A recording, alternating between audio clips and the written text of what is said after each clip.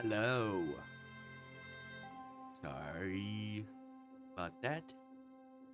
I eat spicy food, so it's gonna be hard to talk. That's why. I wasn't talking or anything. But anyway. Yeah, I forgot to do timestamps. I forgot how to stream.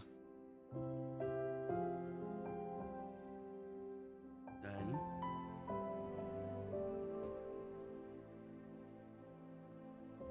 There we go. So we're gonna continue our playthrough of Our Life Now and Forever.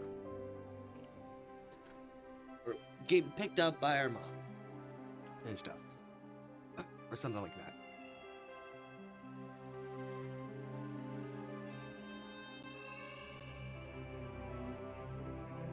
It's gonna take a bit to load.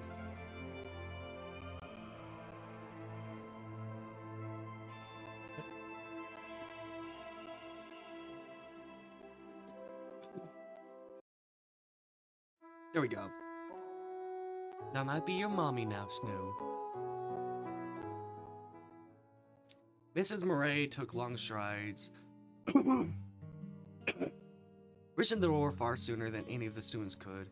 When you opened it, you saw your mommy framed by dozens of colored paper leaves taped around the frame. Sorry about that. Let me actually get some milk, real quick.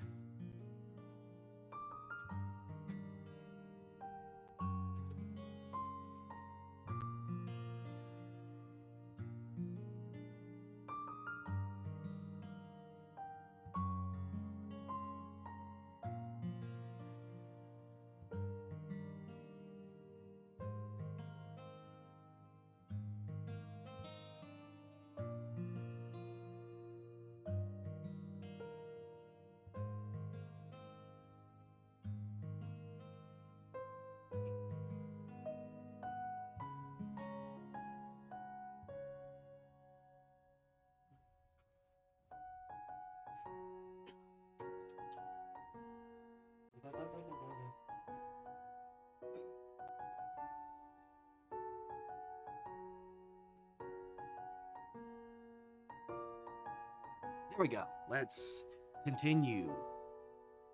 Mrs. Murray took long strides, reaching. Oh, yeah. I read that. Or maybe I should read it again. Mrs. Murray took long strides, reaching the door far sooner than any of her students could. When it was opened, you saw your mom framed by dozens of You saw your mommy framed by dozens of colored paper leaves taped around the frame. It was a huge relief. You could go to her and get out of school. Hi, I'm gonna assume that you're Mrs. Murray. Yes, but Shannon is fine. So you are Mrs. Parker? Alright, as well, I'm Opal. Snow is my son. It's a pleasure to meet you.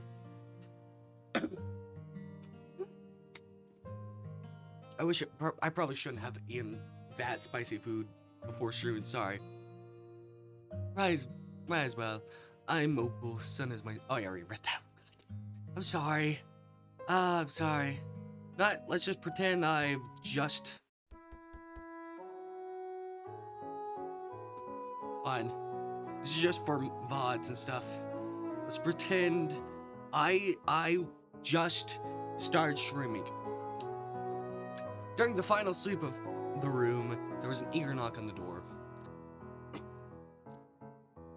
That might be your mommy now, Snow.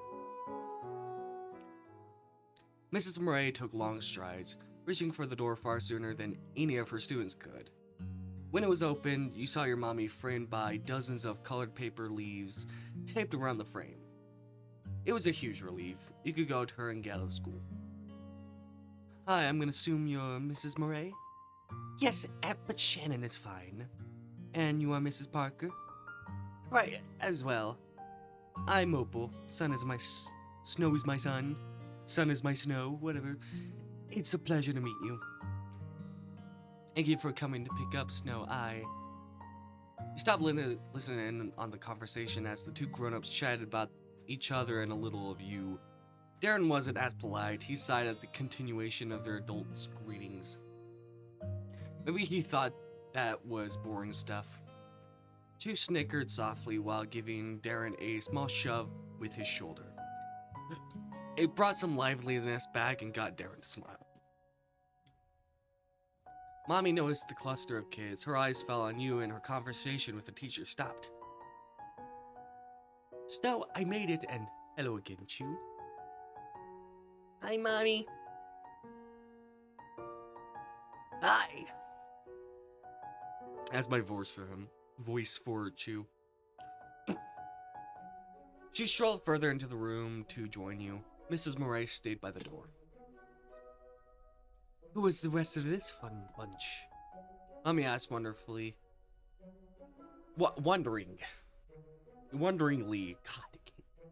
Mommy asked wonderingly, glancing around across the faces of the three other kids still there.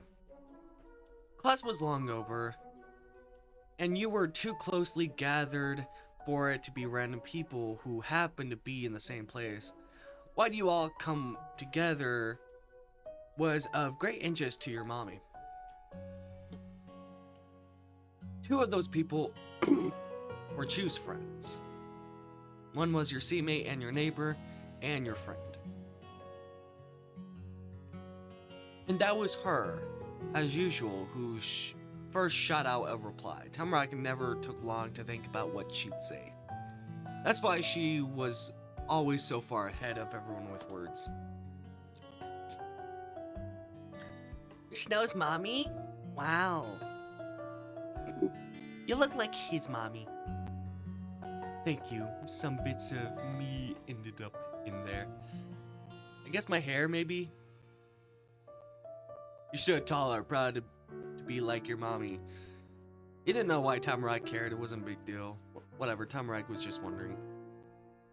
You shrunk into yourself, feeling bad about Tamarack's observation. That's so rude to say it like that. Tamarack, you blatted out, embarrassed. Tamarack! You yelled out furiously. Okay. Whatever. You don't look that much alike. Forgot what I look like. I can figure it out. I can figure out what I look like.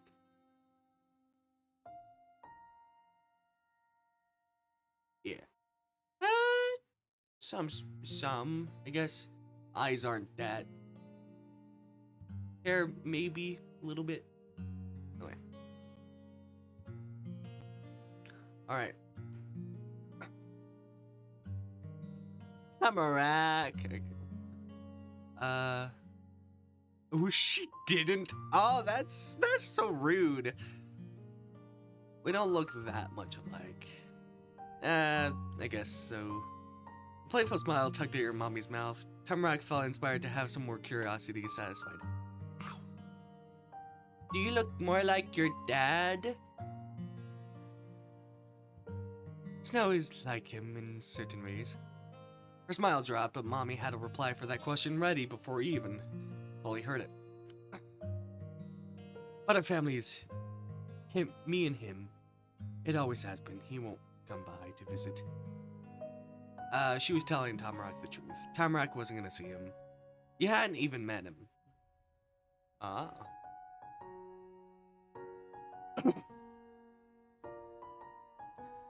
You'd only been told stuff about him. When you were younger, Mommy said what his race and nationality were. And hers too.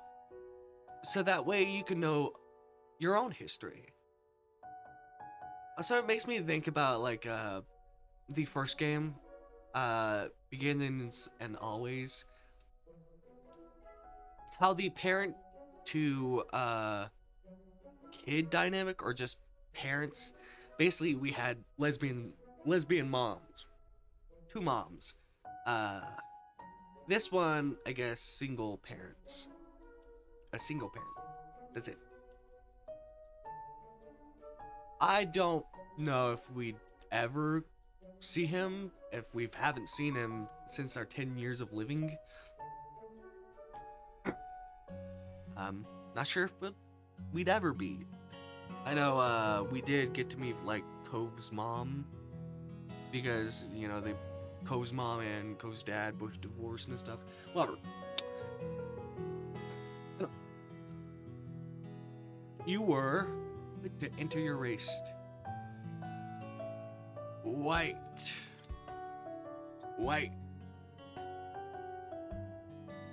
In real life, my mom's white, my dad's native. That's it. But yes, white. I was white. My nationality, American.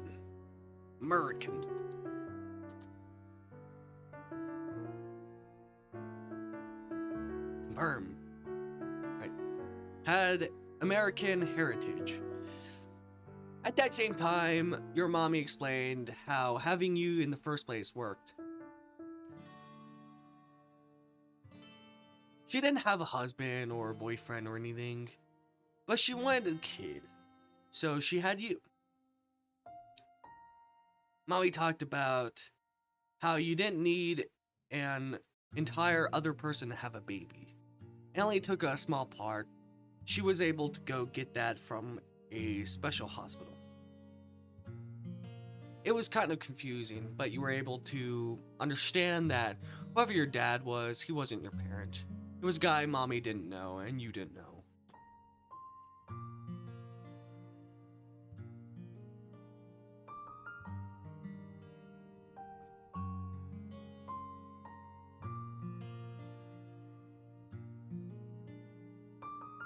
I don't know. Maybe I'd feel sad, mad at them. I feel like that would be. It's like,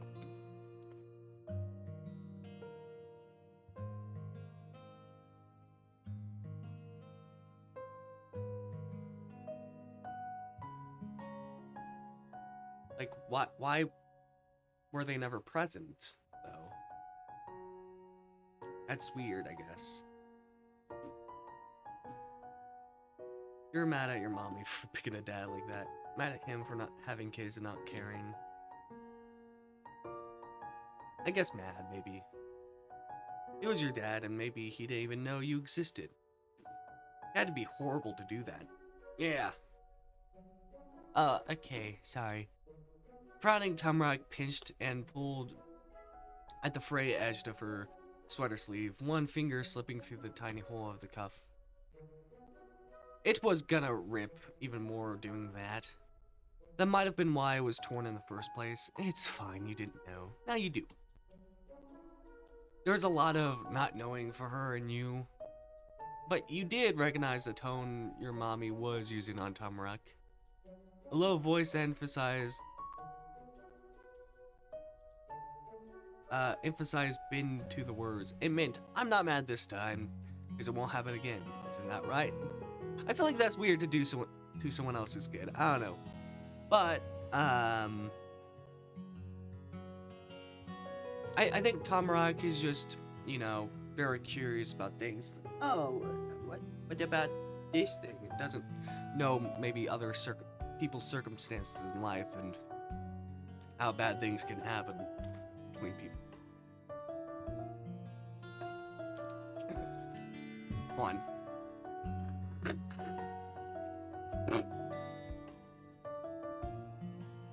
Sorry, blow my nose.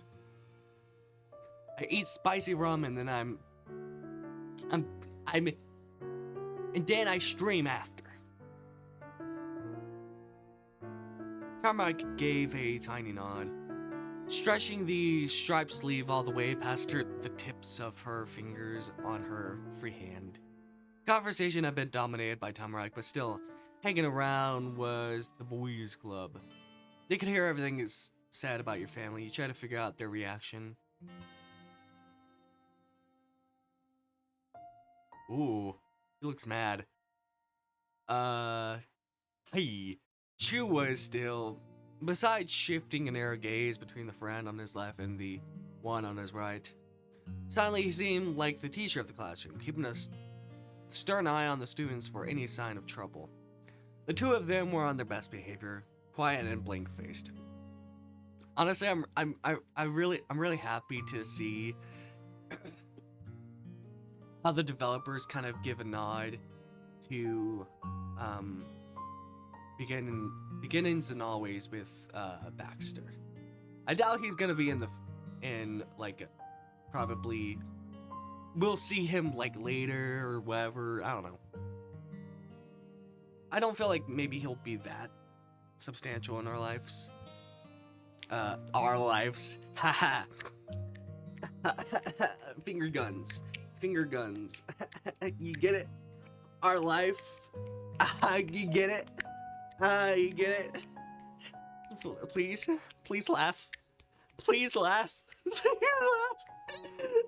Please laugh. Alright. Alright. When Chew realized you were watching, he became regular old Chew again, grinning wide. Well, that's good to meet you, Tamarack. Oh, cute. Oh. Oh, she looks so like guilty. Feels so guilty and like, oh, I'm sorry. I mean, that dropped Tamarack's gaze. She was certain she hadn't said her name yet. You knew me? Not for sure, but I thought you looked like you'd be our neighbor, Tamarack. Now bashful, Tamarack hid her face with her hands. The sweater was finally released from her squeezing grip. While she wasn't looking, Mommy gave you a sneaky wink. You told her enough about yesterday for her to figure it out. What about everyone else? The question was kind of forced. There was still an awkward feeling left behind after Tamarack bringing up your dad that you never met. But that was something they were gonna figure out sooner or later.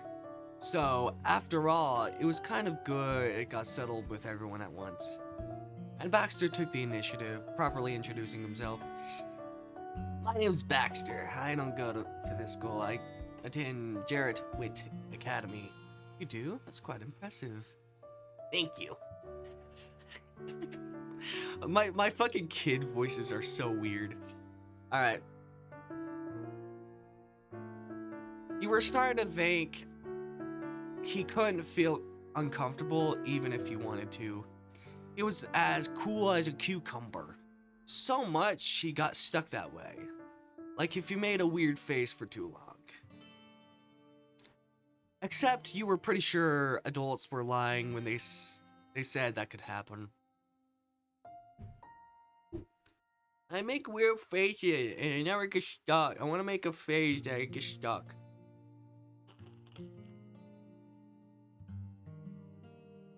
I don't know. He got the conversation to change though. Your mommy was more at ease and gave the purposeful look at the only kid who hasn't spoken yet. And you are? He hates girls! Alright, I'm Darren, and that's my mom.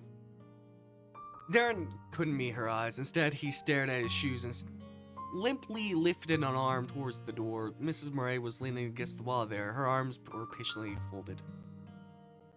Yeah, he doesn't like girls or does not know how to talk to girls. Mommy shifted her gaze between the group of students and the teacher with a big smile. As a mommy, she likes seeing other parents with her kids. It was fun for her, you guessed. It's nice to meet you too, Darren. His cheeks puffed out like frog-like. It was so fast and unexpected, Mommy laughed. He usually did not like laughing at other people's kids. She usually didn't like laughing at other people's kids or other adults, not unless they were telling a joke. She laughed at everyone's jokes, even ones that weren't funny. Your mommy pressed her palm against her chest and breathed in through her nose to steady herself. You've barely been here 2 days and I've already need almost a full hand to count all the acquaintances you have. You work fast. She tilted a grin your way, raising one brow higher. Are you ready to go? Honestly, this is the thing, I think. about our life series. I'm gonna go on these kinds of rants about the series because I just keep thinking about it. I don't think any other people will be able to do what GB Patch does with these games. Um,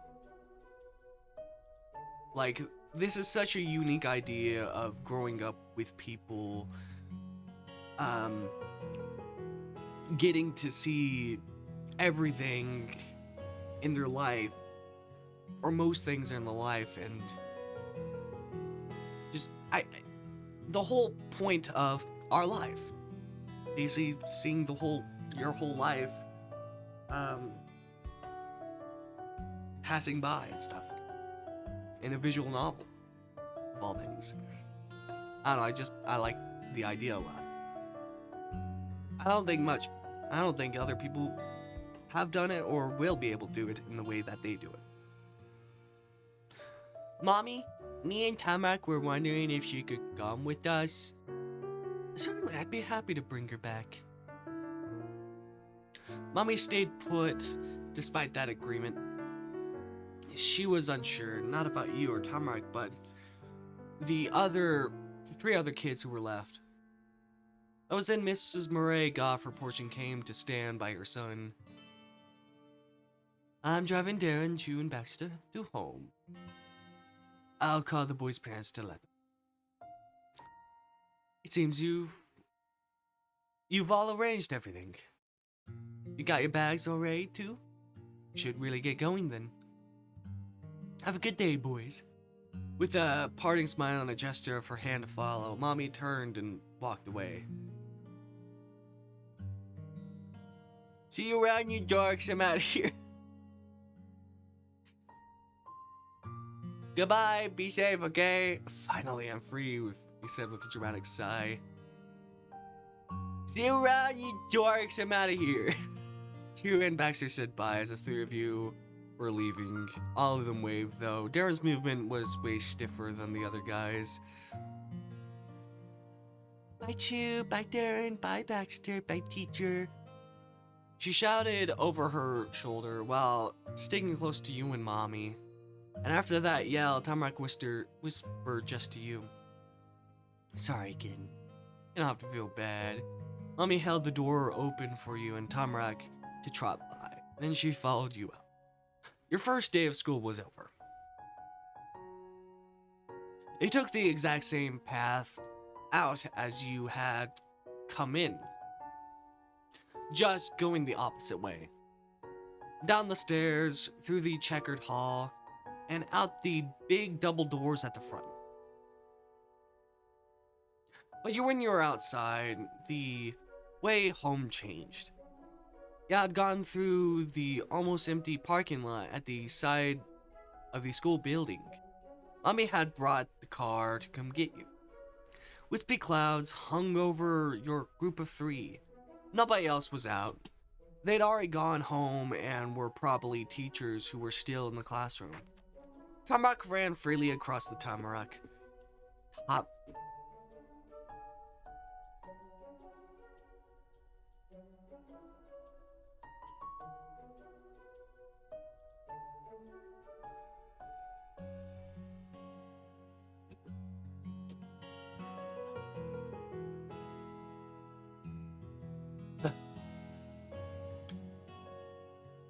Why did I say Tamarack instead of Tarmac? It's very similar, though.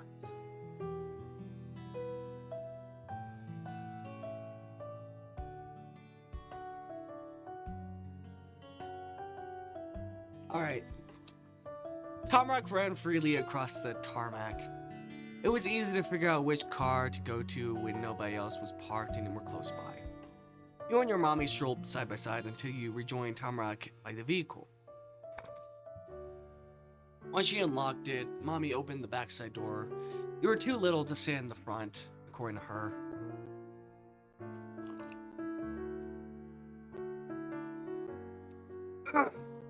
So I was about to talk and I got coffee stuck in my throat. That meant Tamarack would be too small too. She was probably the same size as you. But You found out that Tamarack didn't want to sit there. She liked the middle. It was funny and how round and weird it was. She also liked being able to sit up to the front easily. See up to the front easily, whatever. While you were buckled in and Mommy got into the driver's seat, Tamarack told you about how she'd poke her Ominoba from that spot all the time. Even though neither of them were in the car, she was happy to choose the middle anyway.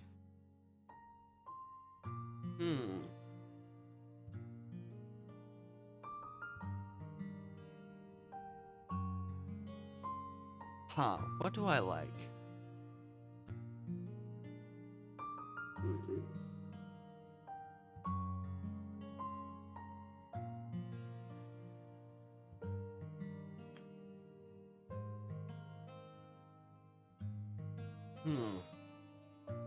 Window seats, maybe?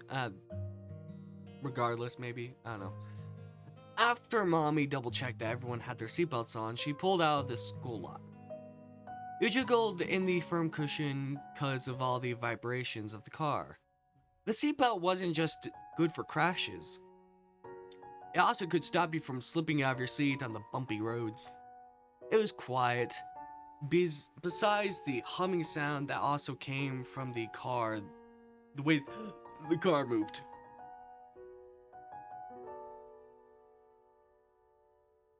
The world looked different from the back of the seat. The blur of golds, browns, and reds flitted out of the corner of your eye. From what you could see ahead, there was an endless stream of blue coming at you. Then it all slowed down. You could see individual trees and each of their branches and the leaves that hadn't fallen. The sky seemed more solid. Your neighborhood was already in reach. It had been a whole journey in the morning. Walking with Chu and Tamarack, that trip only took a few minutes driving with Mommy and Tamarack again.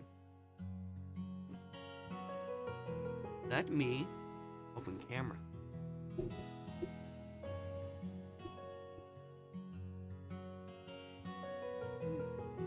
Oh, sorry, nope. I was like, what? Why do I not have camera on? I was like, oh, there's a stain on my shirt. But you can't see the stain on my shirt. Good. Yay.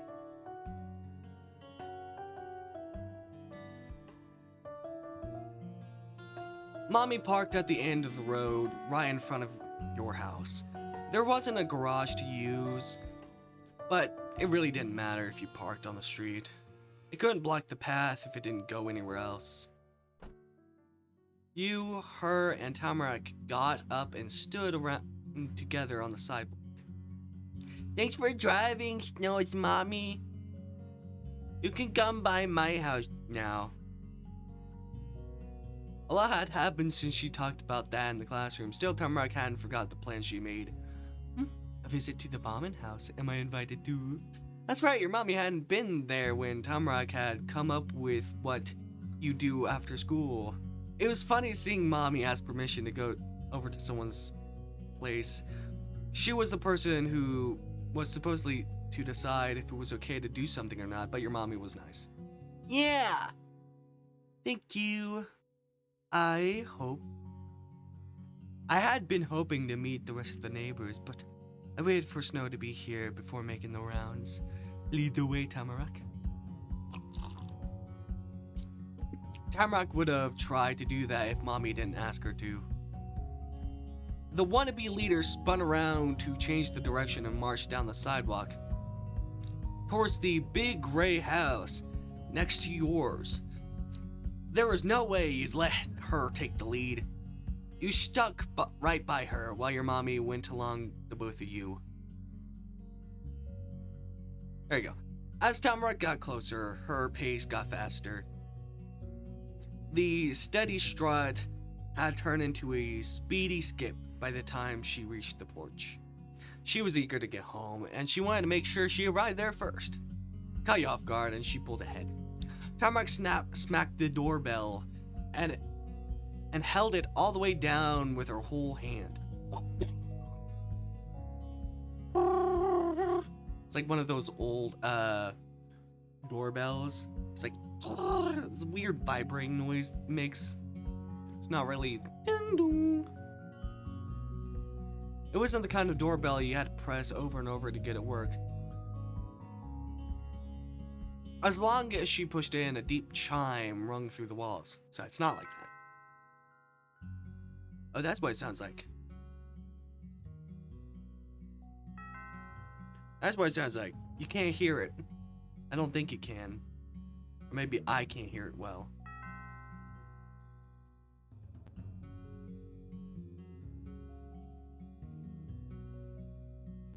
Preferences.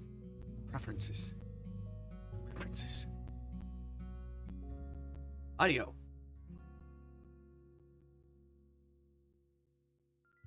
There you go.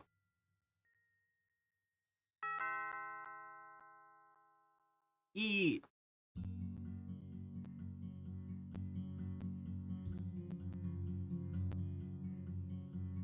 Is the audio okay? It's just the music. I don't know. Ding dong, on and on. Tamarack squeezed the doorbell under her tiny hand. It wasn't gonna stop. Your mommy acted like a parent she was and spoke down to the kid here in a reassuring voice. I think it's okay, you can let go.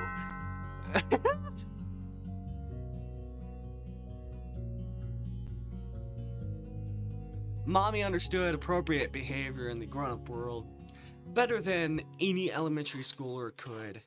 And that wasn't it, but all the suggestion got the same knowing reassurance right back.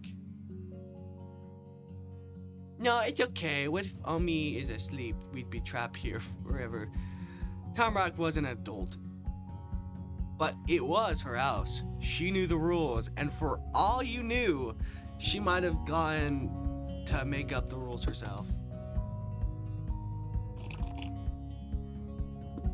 Maybe, but when your mommy tried to urge Tamarack to free the crush button, the bell kept going and the door opened. Your nose realized it had happened before your eyes could. It got blasted with a perfumey smell. Oh my god, I can smell it. Like a human-sized spray of air freshener went off.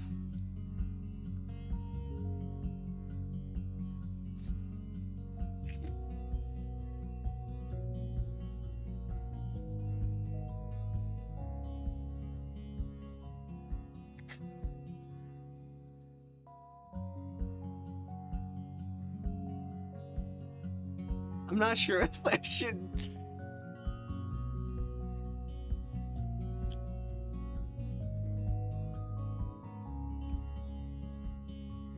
There's a reason people like let's just say there's a reason people like you know, the Fords in Gravity Fall.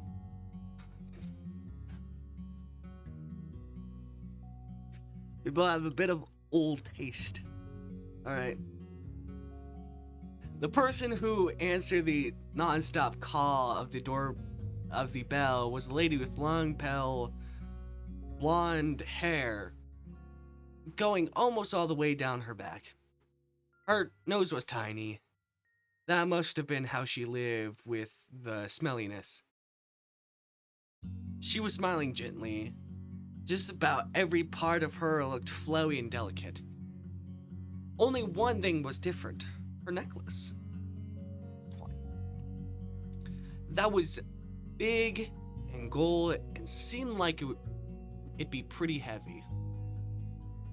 Maybe she needed an anchor to stop herself from blowing away in the wind. I'm here. Welcome back, young lady. Oh my, you brought guests. Hello. Maybe I should do it maybe a bit older voice.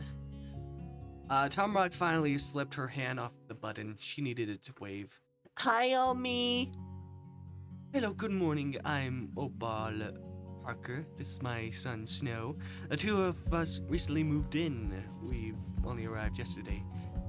Ah!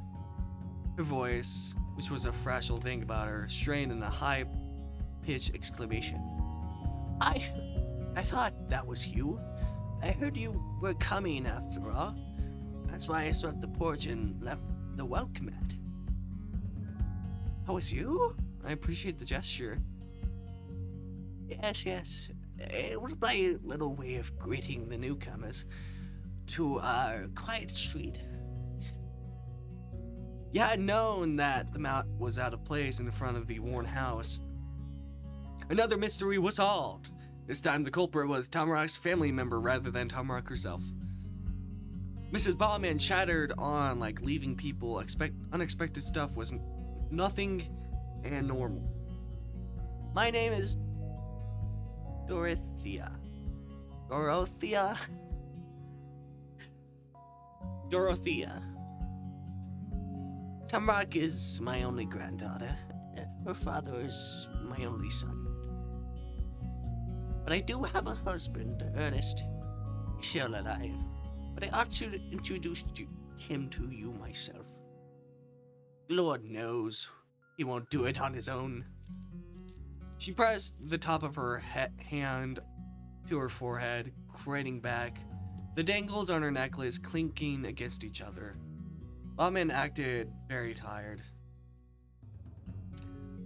And it probably was an act. You had to think so. She sounded so amused. It was like having a hard time how she had a good it was like having a hard time was how she had a good time. If you ever see a crotchety old man wandering around, it's him. Don't worry. Don't you worry. He's not mean, even if he looks it. Just remember that Mr. Brahmin is more afraid of you than you are of him. It is a good idea to meet both of you. It is good to meet both of you. Oh, Bull and Snow. I'm so sorry. I can't speak. I cannot speak. The last part of her introduction wasn't for you and Mommy. It was just towards you. You can call me Granny.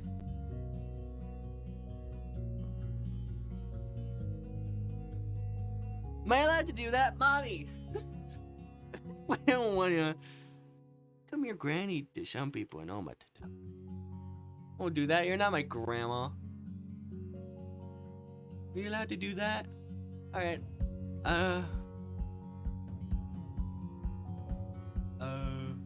Homie is German, right?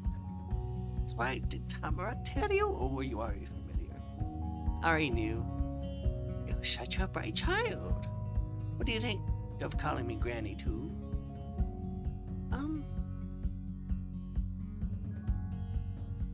Alright, Granny.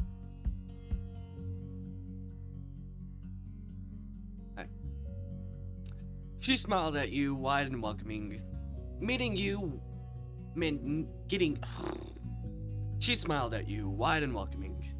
Meeting you meant gaining a new grandson. Hey, Ummy. Tamara cut into the conversation with a sharp grin and her brows tight. She flapped one of her two long sleeves to draw even more attention. Snow is my best friend. That announcement caught everyone by surprise, including you, the person it was about. Mrs. Bauman's eyes got way bigger than you thought they could with how they looked normally. I didn't know that. Did you make a best friend yesterday? She said so chuckedly. Like her granny was silly for not being able to figure that out. Tamarack really thought of you as her best friend. How would she? You couldn't believe it. It's too incredible. It did make sense. Tamarack was your friend, but I'd say that was the best thing ever.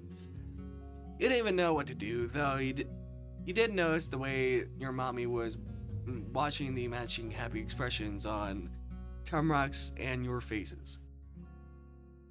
Mrs. Bauman was as enthused as her granddaughter and her best friend. Oh, please, come inside, I insist. We need to get acquainted. No one had ever insisted you to see their house before, unless what Tamarack said at school counted. You guess that's why Tamarack was so confident about saying you could come over. and why she told you to do it instead of asked. Her granny had the same attitude about people visiting. That'd be lovely. Mrs. Mommin went deeper into her home. Footsteps already echoing in the closed-off space, Tamarack bounded after her. Let's go, Snow. You and Mommy were following behind Tamarack again. Though this time, it was her grandma who got to lead everyone. Mommy shut the door after herself. The outside world cold was... Mommy shut the door after herself. The outside cold wasn't invited.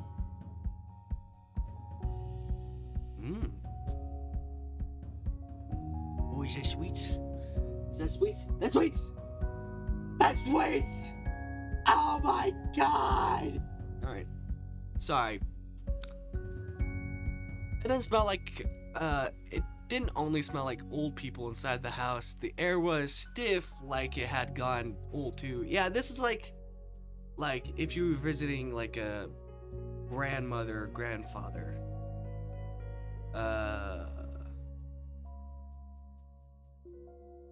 Back in Iran, I should say that. I'm not gonna say which state. There's probably maybe more Irans. I'm not gonna say which state. Who knows? Maybe it's the country. Who knows? You never know.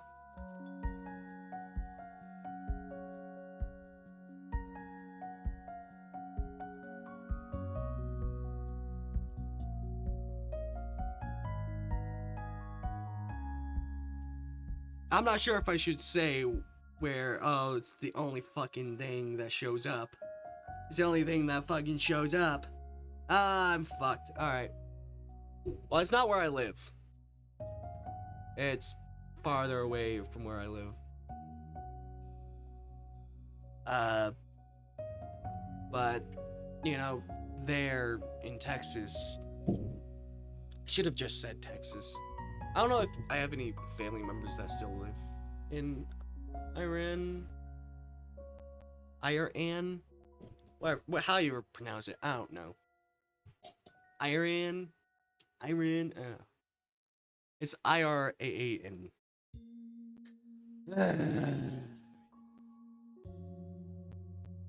But, remembering the house, it wasn't exactly like this, nor were there two stories. It was just one story.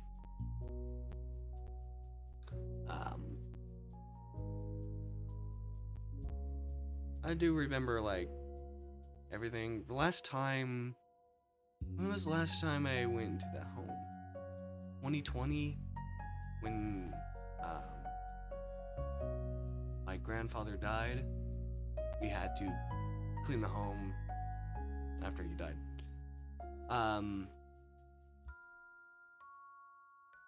So I don't remember a lot of how it looked. Like every detail, but yeah. A staircase went up and a narrow hallway went deeper inside. Huge flowers patterned the paper plastered over the walls. When you could see the walls, anyway. The hall was crowded with shelves and tables, and those were cluttered with more things. It was sort of like walking through a museum, with all the fancy pieces to see, but it also reminds you of a storage closet that was stuffed with things you have nowhere else to put. So maybe a closet in a museum?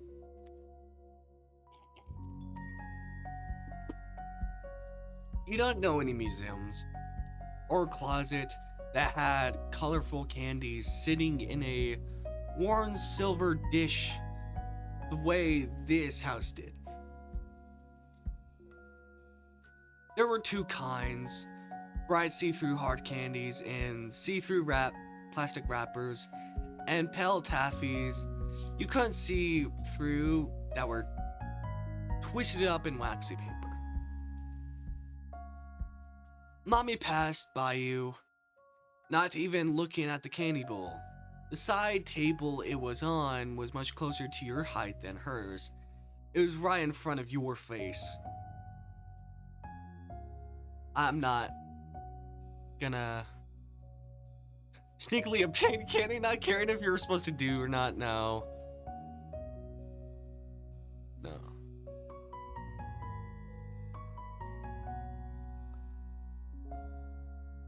It's like, you wanted the candy, but no one mentioned it being okay. I'm not gonna say anything about it. You kept walking behind your mommy. Tamarack's granny showed the way down the hall. Through a big opening in the wall. Past that was the living room. Or not. When Granny crossed the rug that was also flowered and sat down. Or not. When Granny crossed the rug that was also flowered and sat on a smooth green chair, she didn't call it that. This is the drawing room. I come in here and sit on my throne and entertain, I guess. You can take a seat, but do be careful. These are antiques.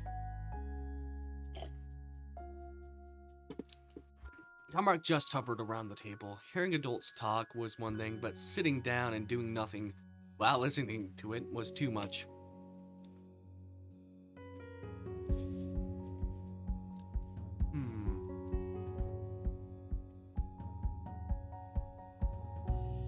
You saw on the couch very carefully. It looked like the sturdiest option.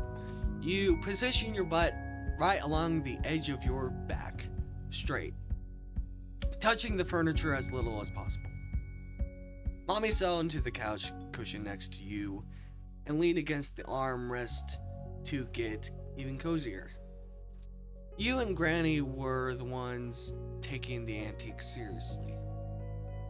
Mrs. Bauman didn't say anything over that, though she did go on to say many things. The two ladies talked about each other and their kid and grandkid. Tamarack's grandmother was retired, you found out. Her husband was supposed to be too, she said with a strong opinion on the matter. Mrs. Bauman explained to your mommy how he was constantly taking on temporary consulting jobs. And if not that, then he was being taken out for dinner or lunch or something else, so people could pick his brain for advice casually, even if he couldn't be an actual employee. You had no idea why anyone would say something like picking brains. It sounded gross. It was because of that I started paying attention to the words shared between grown-ups more closely. Mrs. Bauman and Mommy were still talking. It's as if these people think half the town will fall apart without him. Oh, he was in construction work, remodeling, refurbishing, repairs. See, a very apt comparison, then. They both, laughed, though Mommy's polite chuckle didn't compare to Granny's hearted cackle. Now, it's true that there's always something or another going wrong somewhere. Gordon Grove isn't as young as it used to be. But there's only so much he can do when he's as age as those derelict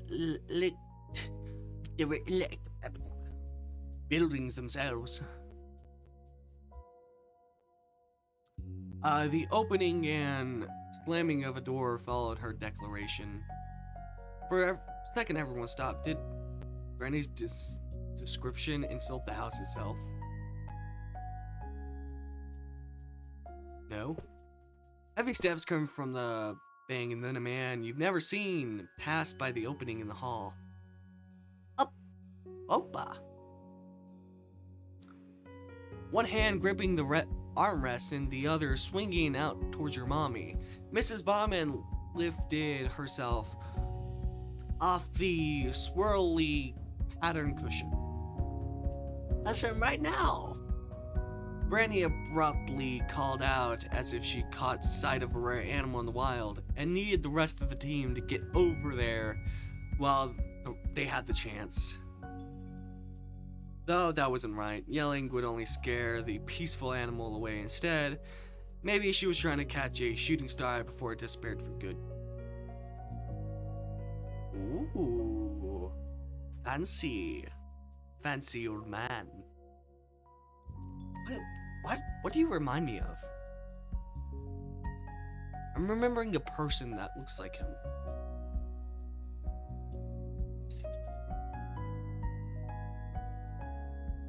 Is that person? The person who's like kilogram of steel, kilogram of feather. I forgot his name. Tom Scott? Am I thinking about Tom Scott? Maybe I'm thinking about Tom Scott. I'm thinking about Tom Scott, probably. He kind of looks like Tom Scott. Does he kind of look like Tom Scott? Maybe. Yeah, he looks like Tom Scott. Except that one didn't work either, because Mrs. Bauman was able to make the meteor still. Mrs. Bauman stood suspensed in space, still staring through the wall hole into the drawing room. Tamarack's oppa was very grave. His full suit, his dull shoes, and his short hair. What was mysterious were his eyes. They might have been gray too, or maybe you were tricked by all the other grayness, and they were actually blue. He pushed his hat higher up on his forehead with a large hand, slow and steady. Afternoon. Hearing his voice cemented an impression that had started to build in you. It was a low, grumbling noise. The tone sounded the way his scratchy beard and brushy eyebrows must have felt. The sturdy old man, collarless and rough, was basically a stone statue that had come to life somehow, and was the absolute total opposite of Mrs. Bauman. Hey Appa, this is Snow and his mommy. They're the people in the other house. The neighbors? Mrs. Bauman mumbled briefly in response, and his eyes shifted away from the seating area. He wasn't talking about the news, but you got the impression he was thinking about it. Good day. He turned his body to match the new direction of his gaze. Fine, go hide in your cave. Well, I'll be here if you decide to join us after all.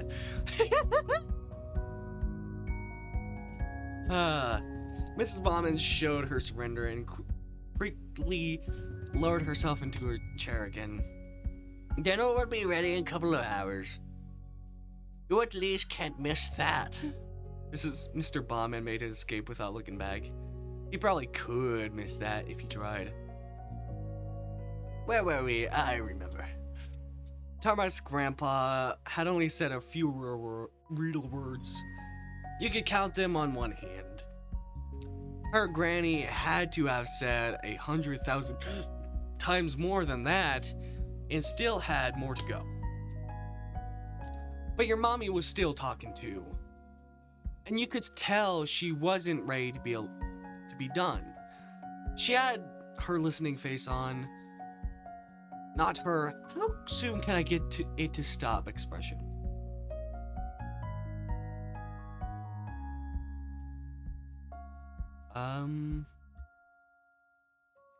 Mommy?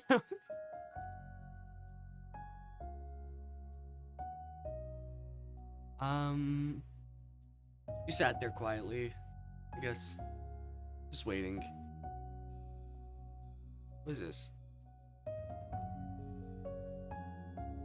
No, this is my actual thing. I'm getting distracted by other things. Smell. Suddenly, for the first time in ages, Mommy looked at you instead of the three Baumans. She hadn't forgotten you were there too. Oh, Snow, are you fine staying longer? There are a couple of things I'd like to discuss with Mr. Bauman while I can. Oh, as little impact as you had on the adults, Tamarack still did enough to distract them all. Since her grandpa left, she'd been staring at the window and doing that where she bumped her bag. She used her hip instead of her butt this time. With the way Granny daintily placed her hands in her lap, she really did look like a queen on her throne. You had to wonder, was she a kind queen or an evil queen?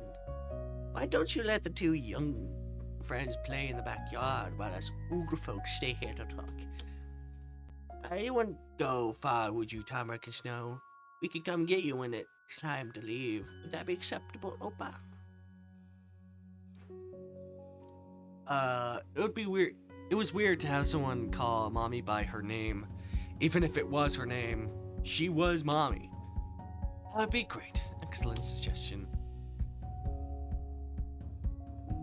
Tamarack's bag stopped jiggling. That was the only reason you heard her intent whisper. Come on, Snow! Neither of you had officially been given permission to leave before she zoomed out of the room and around the corner in the same direction her Opa had vanished to. Hadn't been the only one who wanted to get away. Don't ruin the hall. Don't run in the hall, please. Knowing well that the warning wasn't going to change anything, Mrs. Bauman sighed in resignation. Fine. One listens to a word I say. Meanwhile, you hadn't moved an inch. Mommy gave you the coaxing you needed. It's alright, you should go play too. I'll see you soon. Alright. You went after Tamarack, stepping carefully through the unfamiliar house. Though there was a... Sorry, the acoustic guitars just jump scared me. Though there wasn't anything in your way, the furniture and knickknacks were all pushed against the wall. The only place that was clear of clutter was the center of the hall. Juan, turn down the music. For myself. You are fine. Past the living room were doors to unknown places and another hole in the wall that went to the kitchen. Spotted Tamarack at the very end of the house. She yanked open a back door and bounded through. She left it wide open. A portal of light and gold inviting you through the dark. When you came to stand at the edge, you found Tamarack had waited for you to catch up at the bottom of a couple uneven wooden steps. They were bent inward. Like after being pressed down so many times, they stayed sunk. It was your turn to leave a mark on that impression. One step, then another, and the both of you were outside. Invisible ribbon.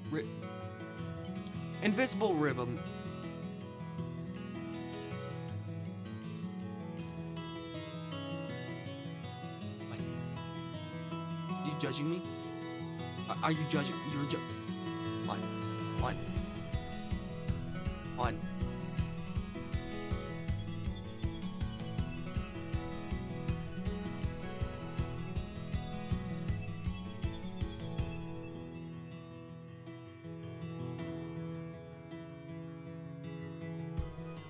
Hold on, sorry about that.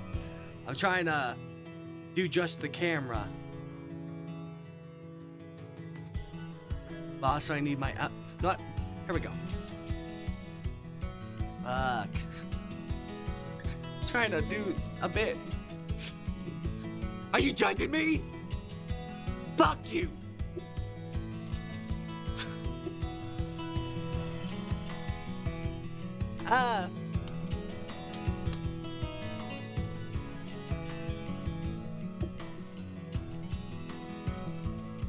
Alright. So the music is loud. I'll turn that down.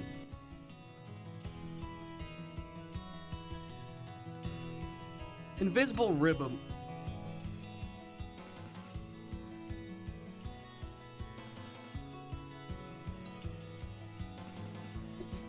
Are you judging me again? How about you try this? Let me turn off the music. How about you try this? How about you try to be a streamer and talk? How about you try it? How about you try it?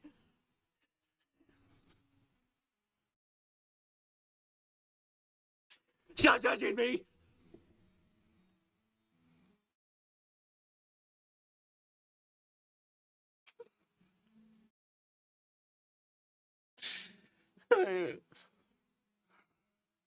I can't speak. I can't speak. I can't speak. Alright. Invisible ribbons. A perfume melted off your clothes. Unable to live out in the fresh, freezing air.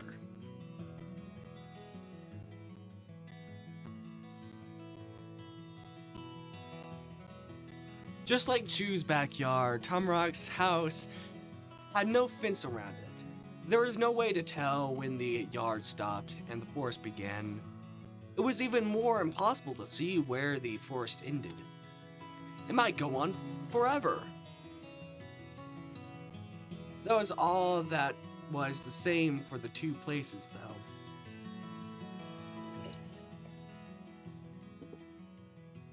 Instead of Chu's secret hideout, there was a fancy table with 2 chairs. That looked like it was there for Tamarack's grandparents. And hanging from the not gonna do it. And hanging from the thick branch was a rope-strung tire swing. That part of the place had to be for their granddaughter. Woo! Tamarack hollered a cry of freedom and skipped down the small stone path, never touching a blade of grass. She hefted the messenger bag over her shoulders, chucking it aside with a thunk, and flung herself through the hole of the tire. All you could see was Tamarack of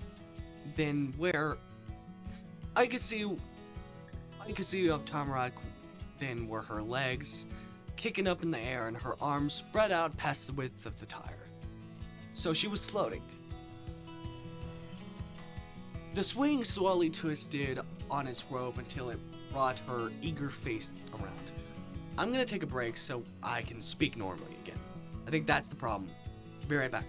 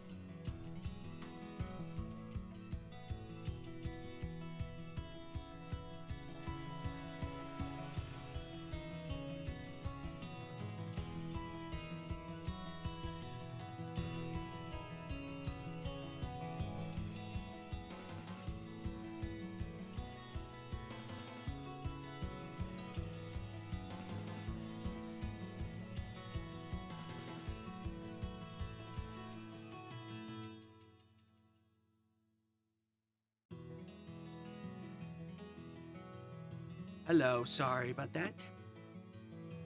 We are back. We are back. We are back. Hopefully I talk normally.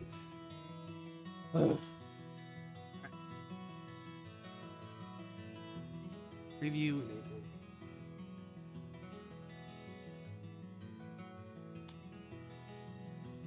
Alright.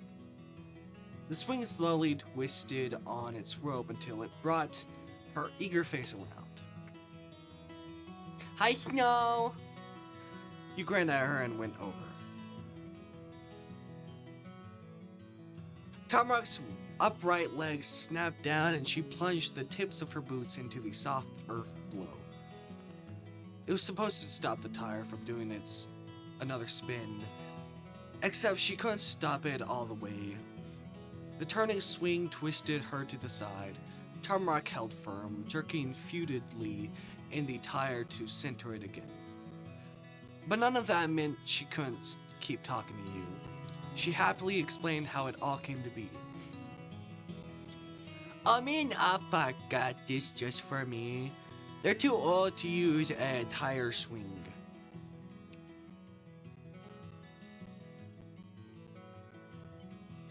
Backyard is way better than choose.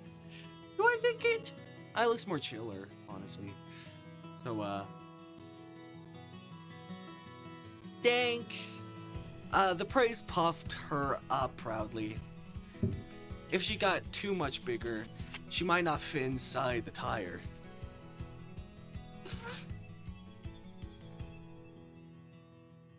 But then she wiggled her body and dug her shoes in even harder, trying to get out. Let's play something.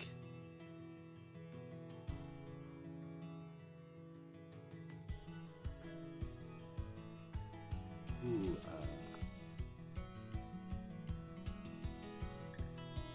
He wanted to squish in with her. Before she could, you started to climb up on the tire. Before she could, you started to push the tire. Wait, I can push you? Wow, yeah! Firmly knocked the swing. You grab the tire and walk back to pull it high.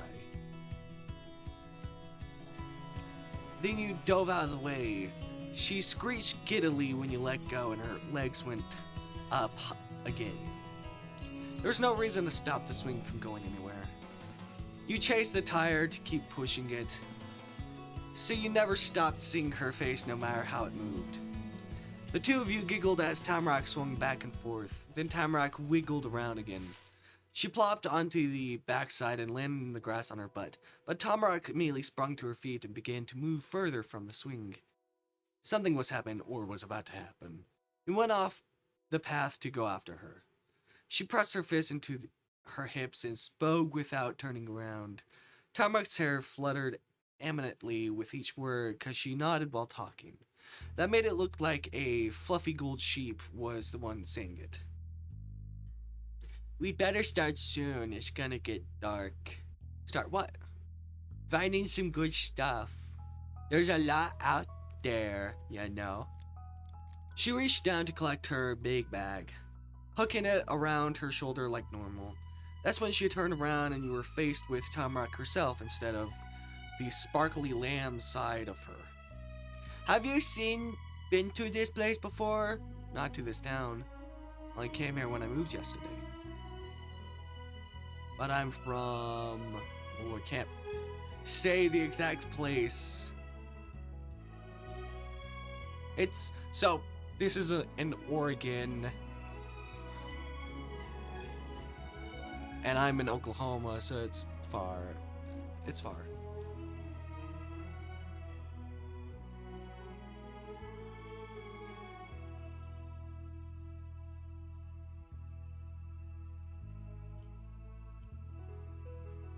I'm from, so it's not nearby.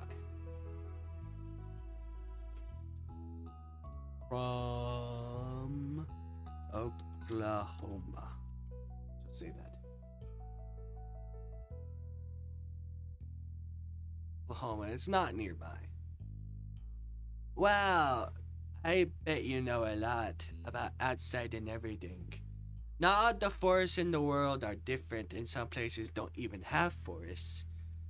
This one is great because there's mushrooms and rose hips and acorns and great rocks and more. I can show you good spots to find things since you're newer to this forest than me.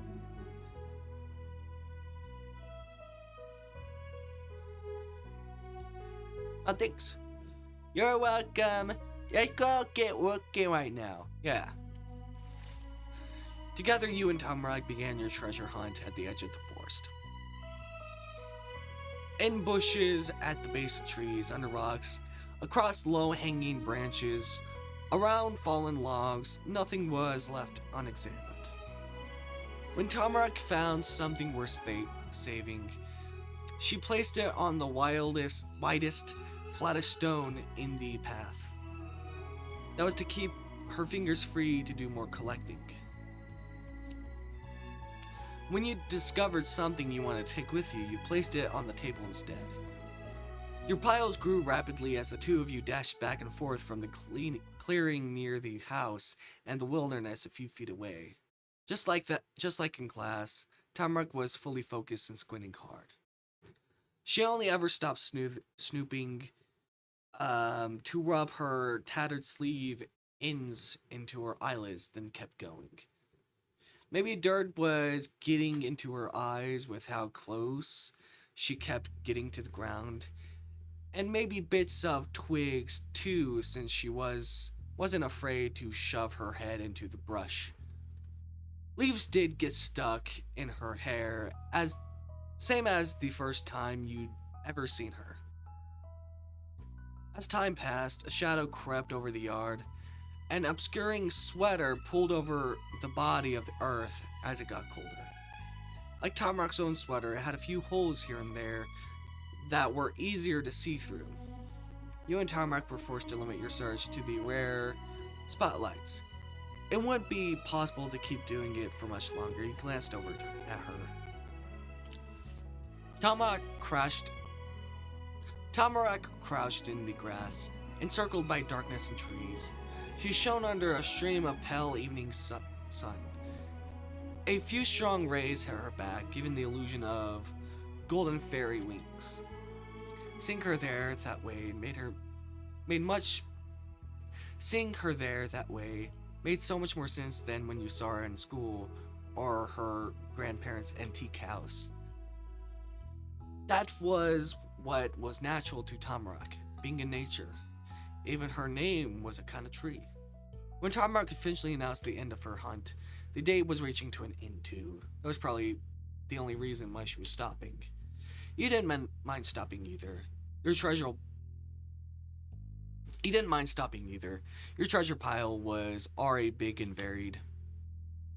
All that was left to do was gather it up. That was easier to think than do. You struggled to get one of the small, mostly round valuables into your grasps. Tamarack couldn't scoop everything in her hands at one time. Pebbles and rose hips rolled off out of her grasp and onto the stepping stone.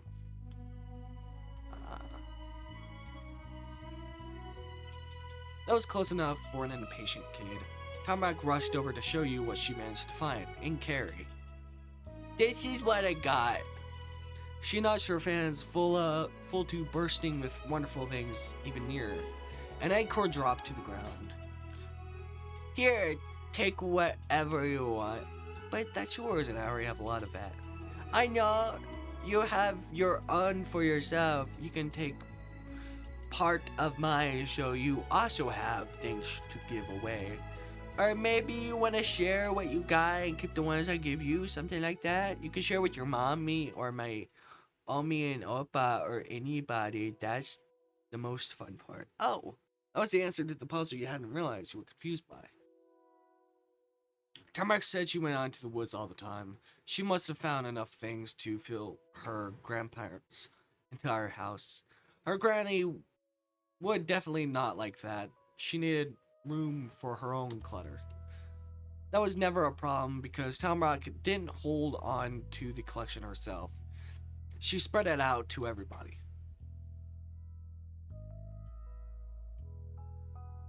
I'll just say things. The exchange couldn't be done smoothly. Neither of you had free hands to pass or pick up the present. Tamarack settled for dumping part of her pile onto yours.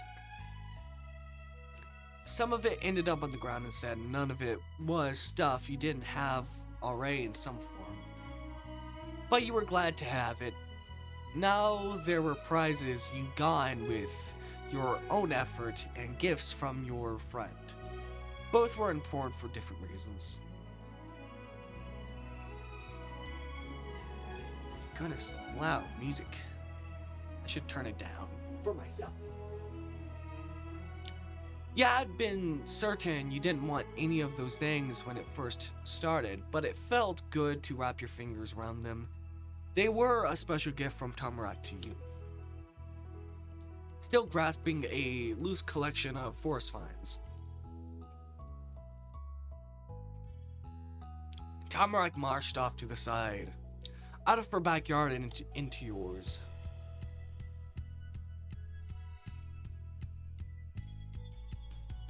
Tamarack, we can't go that far.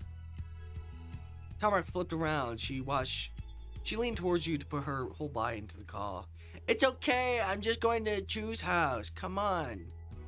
She already resumed the advance across your lawn before you had a chance to react.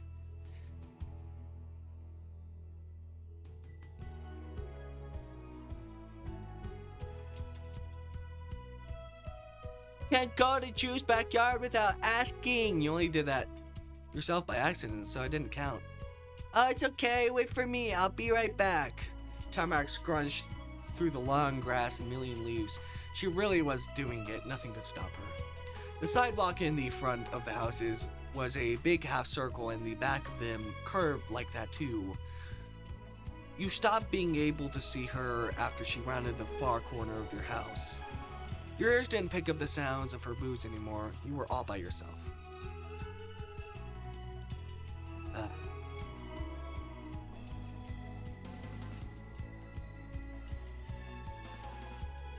Sad she left you all there alone.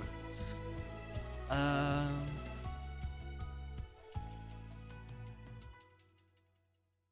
she did it while you were visiting her house. Finally remembering your full hands, you glanced down. You'd been standing still with treasured pulled in your fingers.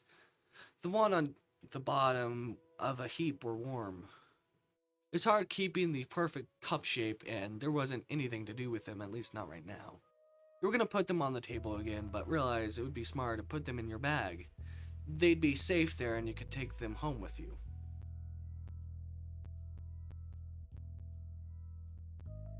You swung on the swing. Well, kind of, mostly. You mostly flopped on the tire and let it drift in lazy sweeps. It wasn't fun, but you didn't want to have fun. It was impossible. For a while, you squinted at the tree tops through the dappled light. You couldn't see much past that. Same as the sky itself. The thick forest could take up your whole view. It could be everything there was. Unlike the sky, the canopy was solid and almost in your reach. If you were an extremely tall adult, you might be able to touch it. There was another thing you liked about it. It wasn't some far-off thing that was barely real, like air. The forest was immense, but it was really there for you. And then, all of a sudden, you weren't the only kid in the big, wide world anymore. The noise was the first part of Tamarack's presence that reached you, but the rest of her wasn't far behind.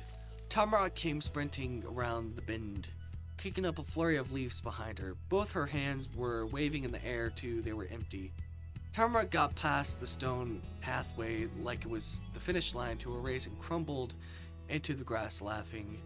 The giggles turned into ache yips when she landed all the way down. Ow, ow, ow, I fell on the rocks in my pocket. She laughed some more and owed more too, each one taking its fair turn. You have rocks in your pocket. I thought you were gonna give them away. That's why you went to Chu's house, right? I gave Chu my things. I got stuff you gave me. Oh, thanks. Tamarack rolled off her side to settle on her tummy. She squished her big cheeks against her fists, and she kicked her feet in the air. The rubber boots flopped around on her feet. He got the swing to stop and pushed out, then went over to where Tamarack was sprawled. She looked up at you. Her smile puffed at the sides like it did a lot. It was an invitation to join her. You did, sitting carefully on the cool lawn in front of her. Chu cleaned up trash and now he's gonna get a surprise from the forest. Tamarack had enough excitement for the two kids. Snow, out of all of our friends I have here, you're the best one. It still surprised you that she said that. You heard it before, a long time ago, when you first came to her house. If she was gonna say it again, you figured it would have happened way before, but she wanted to do it then. She kept going. We came to the same exact neighborhood almost at the same exact time, and we are the same age. We like the same colors. You have fun outside, and I do too. I never ever met a kid who is just like me. That's important. That's serious. Tamarack had started shouting, then sucked in the loudness with a breath. What came out next was low. You had to really listen to know. And you and me are gonna be friends forever. Those words were something more than a regular promise, more like a pinky promise. More than a pinky promise, too. It was a swear. Not a bad kind of swear, though. Not what adults do.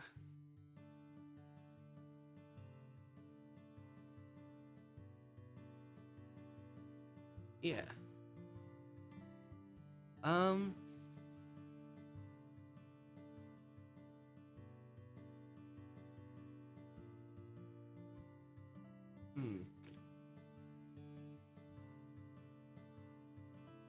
I want to like both. The swing, the searching, the quick trip to Chu's house. Each were complete, and at that point, you were sure Tamarack's final plan was to stay right there until the grass grew around her. It was at that moment when a door creaked open and two smiling faces looked over the yard. Your mommy and Tamarack grandma came to get you. It was hard to imagine they really spent the whole time staying in the living room. Oh, my nose is itchy. Is it like hair in my nose?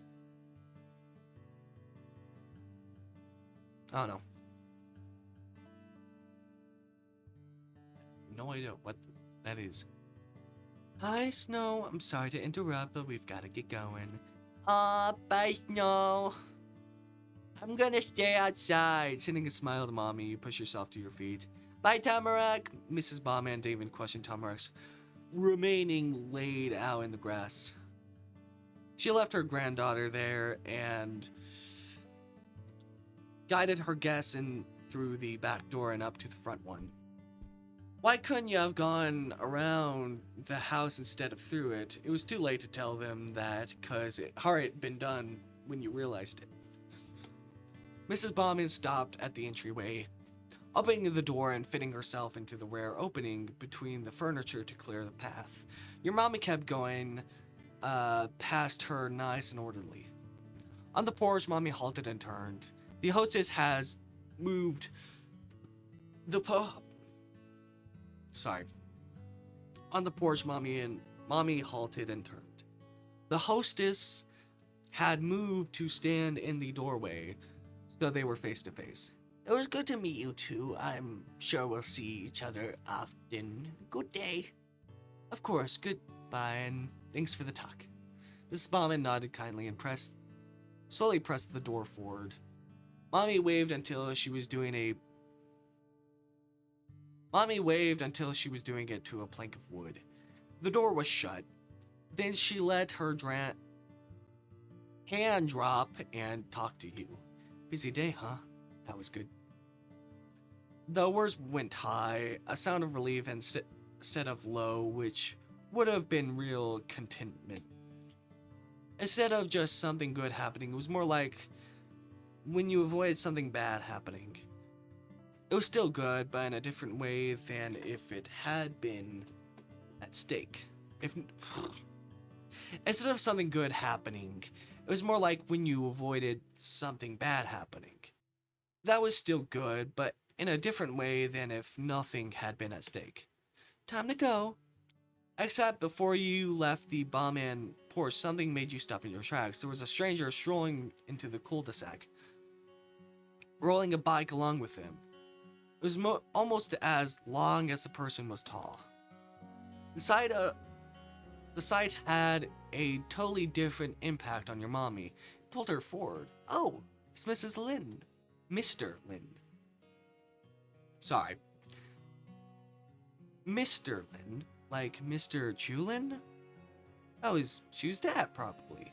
It could be an uncle or an older sibling. Ah. He wore a pale green sporty jacket and also nice black dress pants. His hair was super neat, but styled in a fun way that most grown-ups didn't have. Like, they look like a teenager or something like that. That kind of introduced him to you without needing to say a word. Mr. Lin, whoever he was a real professional, but not all strict about it. Wait though, why did your mommy already know that? How do you know him? What? Oh, we've talked about it many times, and you know Chu, that's his father. Okay, Chu's dad, it was. That didn't answer your real question. Okay, so that's the dad?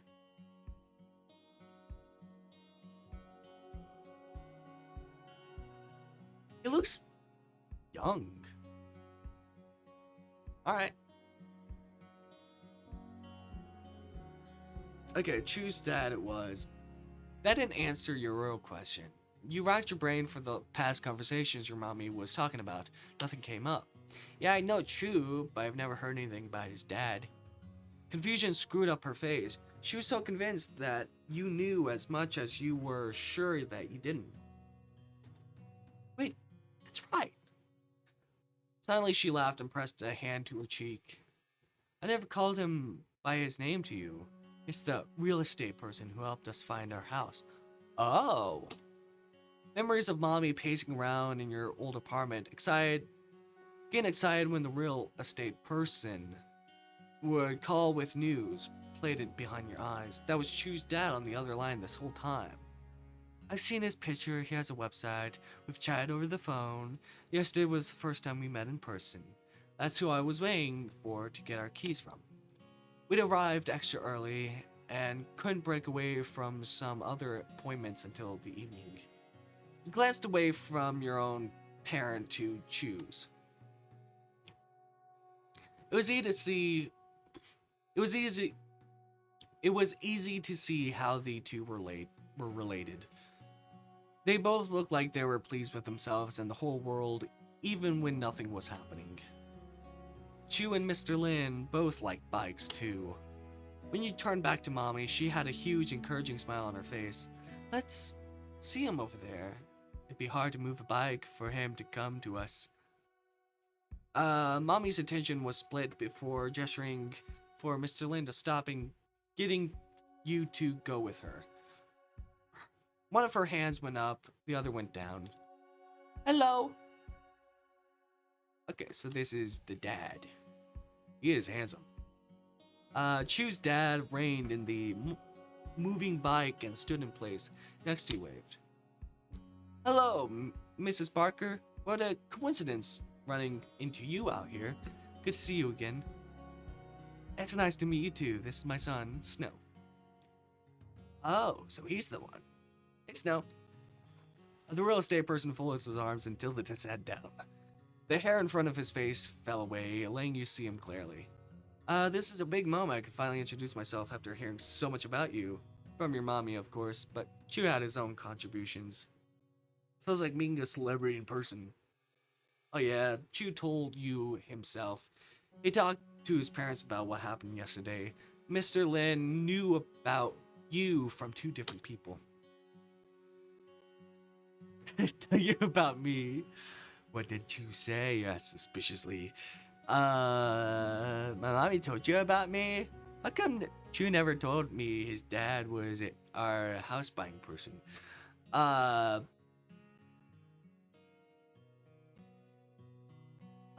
let's see. Let me see. What would be good? Oh. What did you say about me? Alright, he chuckled warmly. Chu likes to talk, you might have noticed. Unless you asked him to keep something a secret, or he could guess on his own that. I don't want to do that, but okay. I love. Um.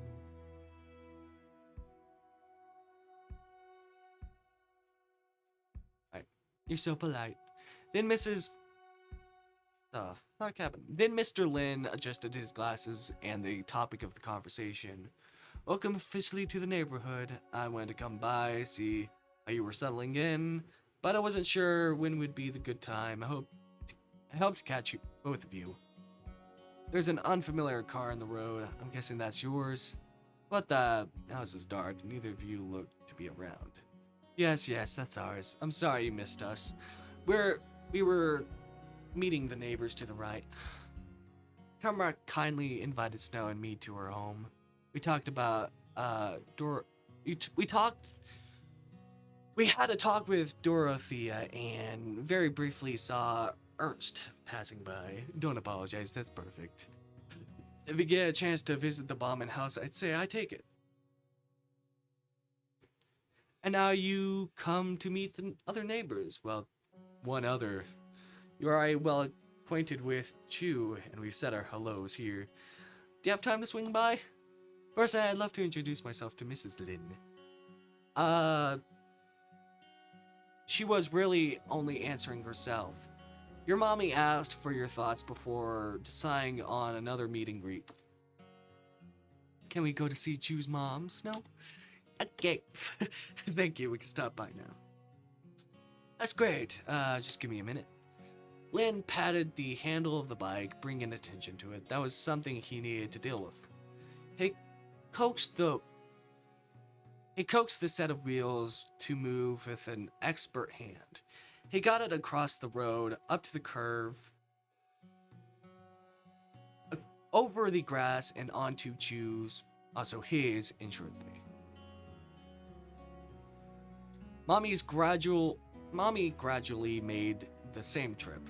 She kept a lot of distance between her and the real estate man, not wanting to risk even a slim chance of getting in the way. You went along at Mommy's pace, so you stayed together. Mr. Lin rapped his knuckles on the white door of the red house.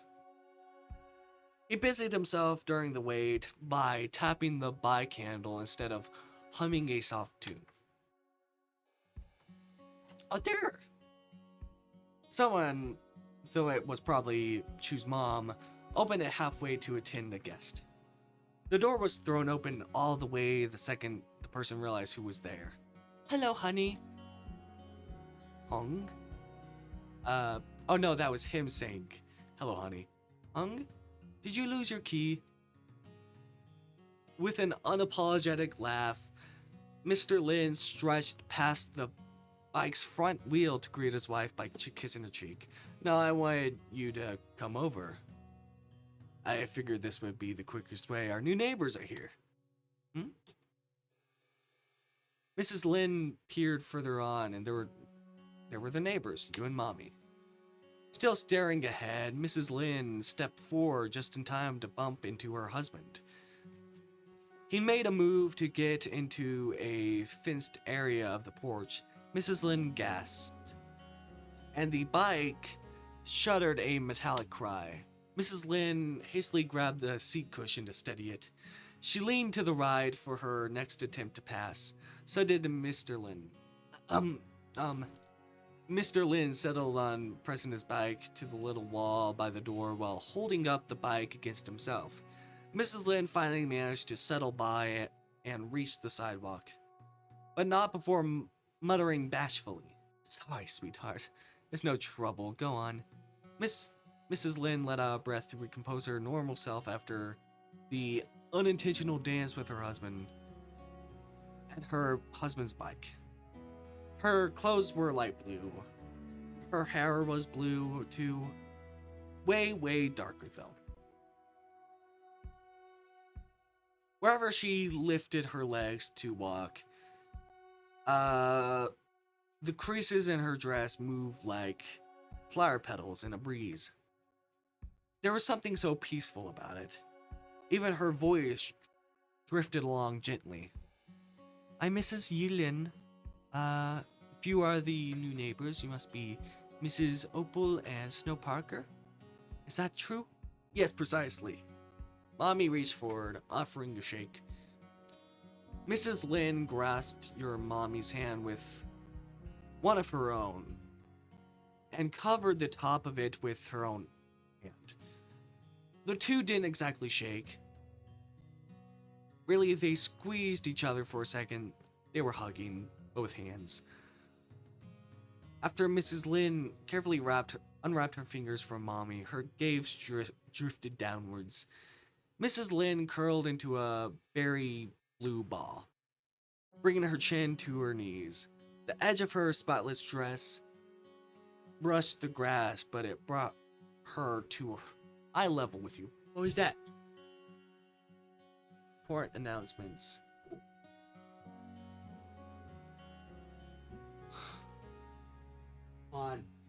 On.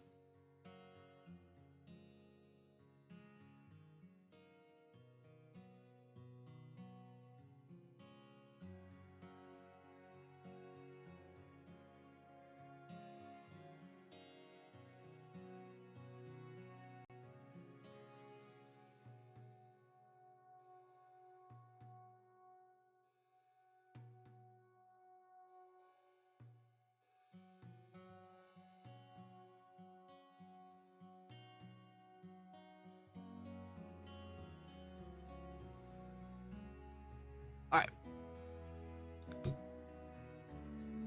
Sorry about that. Got a Discord notification.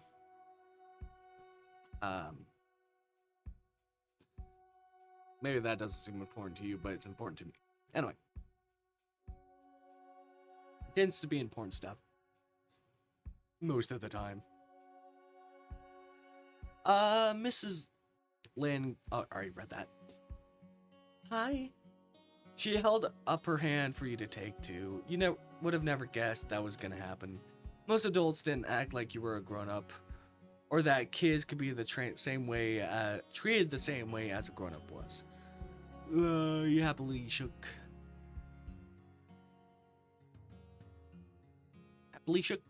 She didn't hold you in place and moved up and down with your motion. "It is nice to meet you, Snow." Then she pushed off the ground to stand up perfectly straight in one fluid motion. You'd seen how much Chu and her dad were like because of their matching confidence. It was the same thing with his mom, except you needed a little imagination to make the connection. If Mrs. Lin was put on super ultra fast forward, it looked like how Chu treated people. But now you'd seen everyone who lived in the neighborhood, in the street, plus some extras. All the other kids who were about your age or 2 or 3 years older. For the adults, it was a lot trickier to put together ages. Except for Tamarack's grandparents. They were absolutely the most old. But when it came to non-grandparent grown-ups, 2 of them could be 1 year apart or have a 10-year difference with almost no way to tell. 10 years was the length of your entire life. It was impossible to have imagined that much time being an adult. your best conclusion was that Mrs. Murray probably would probably be the youngest grown person, and your mommy and Chu's parents were somewhere in the middle. You wondered how your mommy felt finding out that there were two people around her age, maybe in the neighborhood. Was that a big deal to adults too? Was she gonna make friends with them like you did with Chu and Tamarack? Could someone her age be friends with people who had been around as long as Granny and Bauman? Or did that not work? Grandparents were double adults, super adults. Mommy kinda acted like they were regular grown-ups, as respectful to them as kids had treated her. But one way or another, Mommy was gonna make a life in Golden Grove along with these people too. I'm sorry to be the last one of my family to come meet you in person.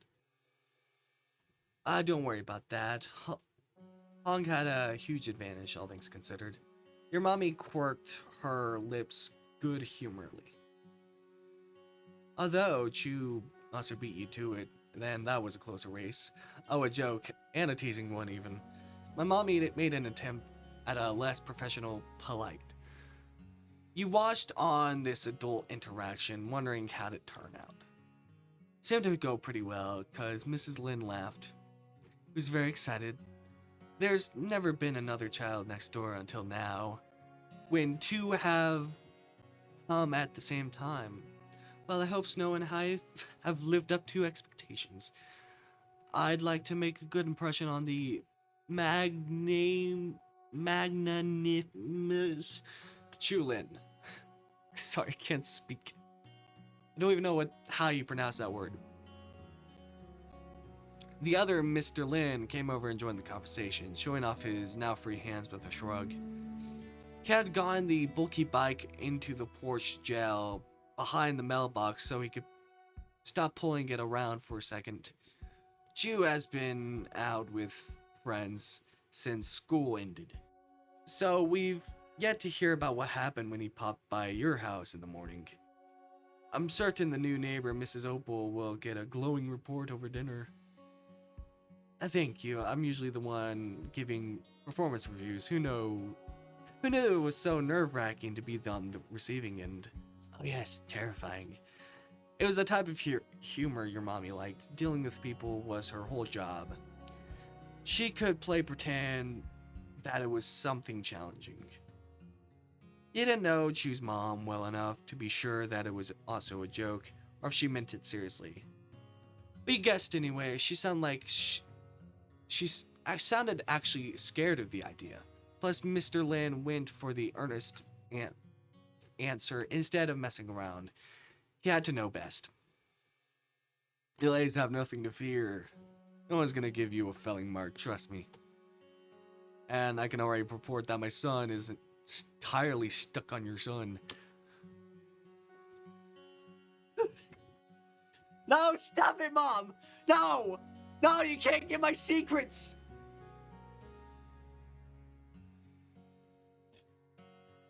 You can't give my secrets away, Mom!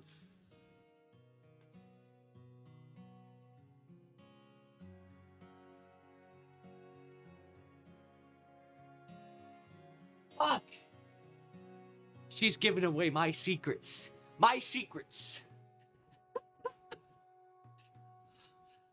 If you don't know, especially with previous VODs, we basically, I thought it was funny to say, I met a boy who's gonna be my future husband, because I was like, that's a funny thing a kid would say.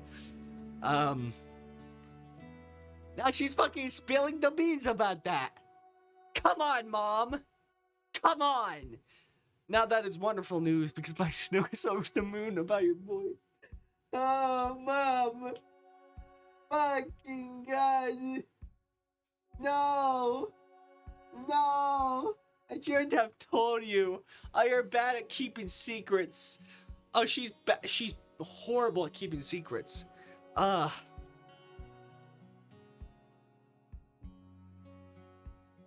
was right. Chu and you had already been great friends. The final neighbor you met spoke sweetly, and on behalf of the entire family. Or do I not know what over the moon means?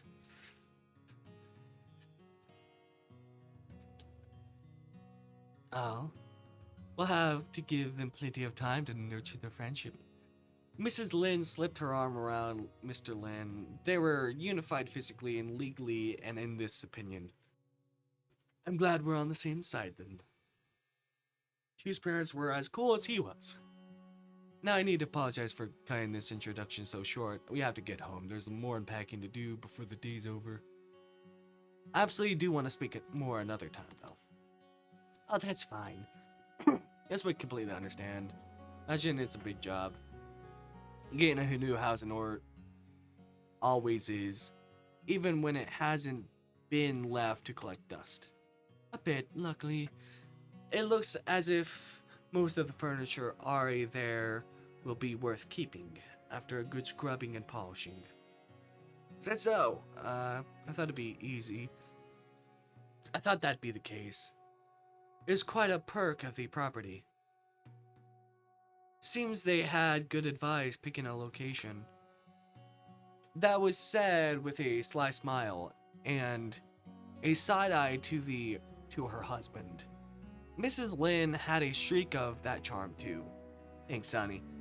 Mr. Lynn put a hand on the back of his head and the corners of his glasses before leaning back to laugh. He wanted to make sure nothing fell over. You guessed. But if you do need help with any heavy lifting, you're welcome to let me know. I'll call ye. She was a gymnast in college and can do more pull-ups than me. Suddenly Mrs. Lynn's dark eyes went saucer-wide. She couldn't get them back to normal size, so Mrs. Lynn slammed them shut instead. There wasn't a way to get the rosiness off her cheeks. That was the biggest reaction you'd seen from Chu's mom so far. She was the one who started the praising. Hung, please. We should both help if it's needed. Wait. Okay, I was like, who's he? Or is that ye? No, she had a different name, right? I don't remember. Mom got a chuckle out of that exchange, too. There you have it. Lynn's are at your service. Thank you for the offer. Thank you for coming, Opal and Snow. You're both welcome over anytime. Goodbye. Good evening. Goodbye, Mr. and Mrs. Lynn. With a come-along gesture angled your way, Mommy turned to leave. The two of you followed the sidewalk around the center of the street. From there, you stared up at the grand old building you were allowed to live in. It was yours and Mommy's. After walking down the road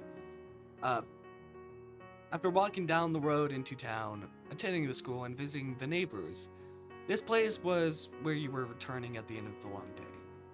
The thought struck your heart as much as your brain. You were gonna be seeing that view for a long time.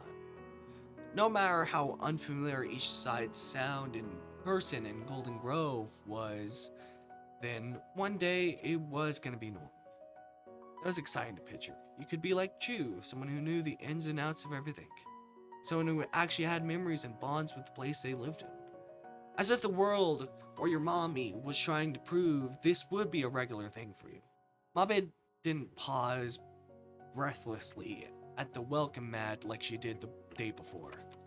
She just took out the same black spiraled keychain loop she'd always used and picked one of the keys off it to unlock the door. Mommy put that house key on the coil? Good so. Then she went in, not doubting that you'd do the same. You did. She hit the lights. For all of your musings about normalness and regularity, when you glanced around the living room, it was a bit too familiar. You'd been at school for hours, seen and done so much, while your mommy was supposed to be here unpacking. Why did it look exactly the same?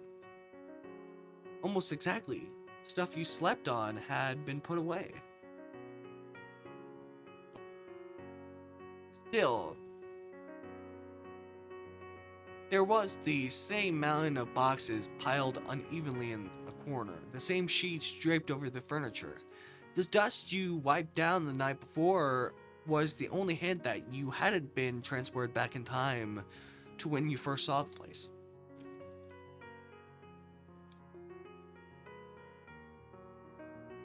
Mommy, what are you doing this whole time? Didn't do any unpacking, did I? Well, smart guy. There's something you hadn't considered. A singy-songy cadence carried her leading words. It wasn't the living room I spent the whole afternoon making livable. And since it wasn't that, can you guess what it is?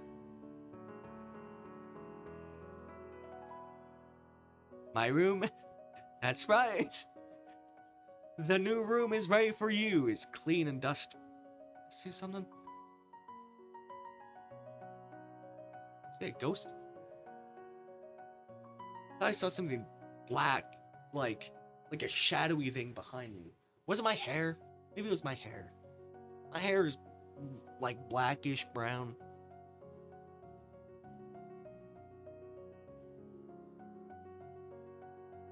I will beat you up. I will fuck you up. Wherever any ghosts are, I'm gonna fuck you up. Alright. Your new room is ready for you. It's clean and dust-free, and I've already filled some of the shelves. All you need to do is put out your bedding, make sure I didn't miss any of your things, and enjoy. Your room was there and waiting for you. Mommy was the best. The amazement was clear on your face.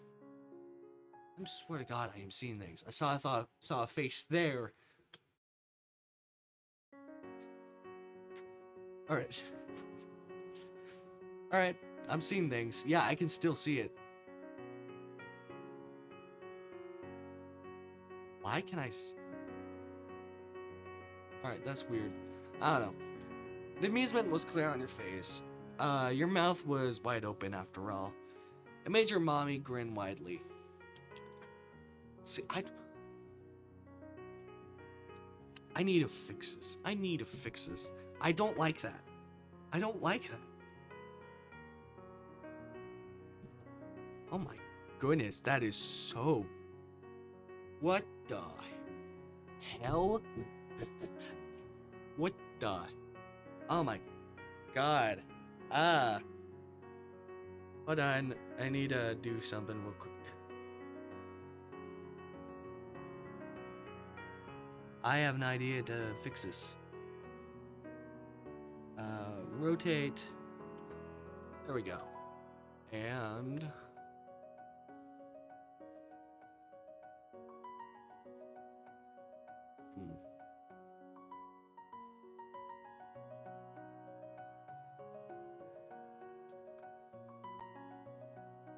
There we go. A bit better. Not fully.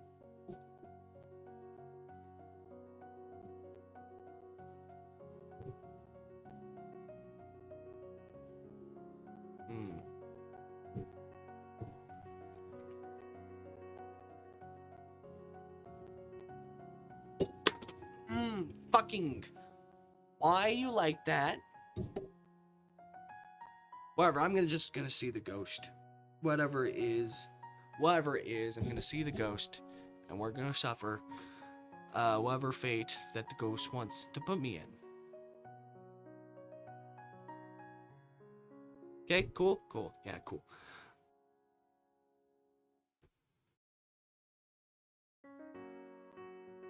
Alright. Go check it out.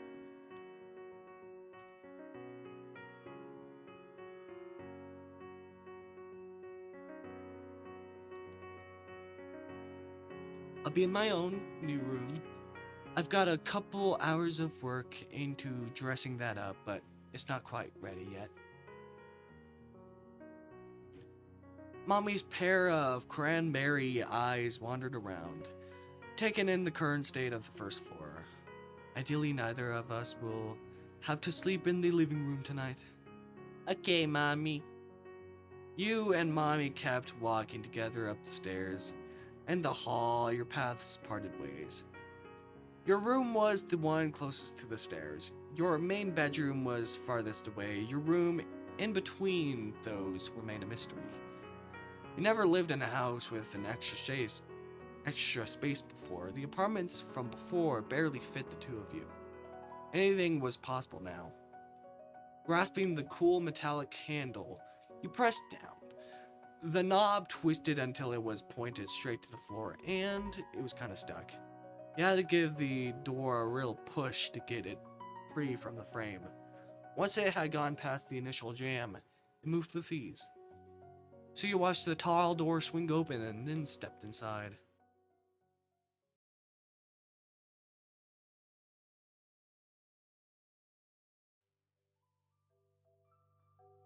Okay, there we go. Ooh, I like that. I like this.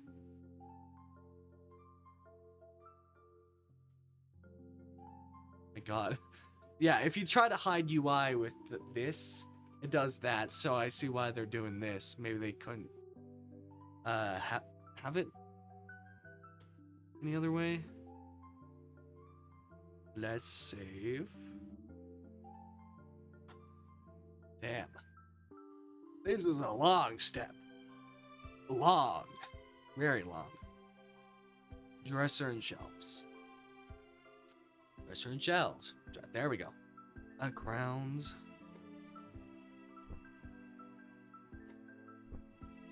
Stuffed bird.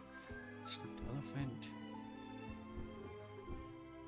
We'll do that. Bed. 1, bed 2, bed 3, bed. Ooh, that looks good. Bed 5, canopy.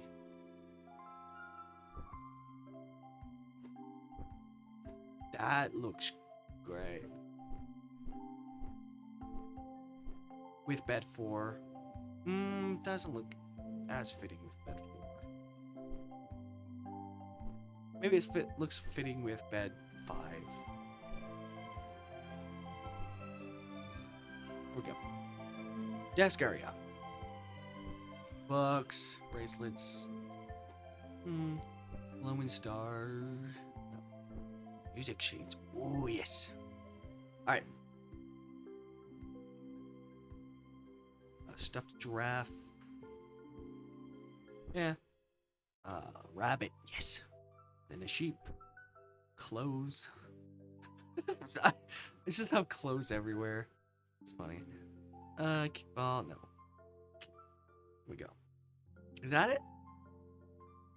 I think that's it. And done. It was completely terrible. I make the room and then I'm like, it's terrible. This fucking sucks. My mom sucks at making my room. She sucks at it. It's terrible. It's terrible.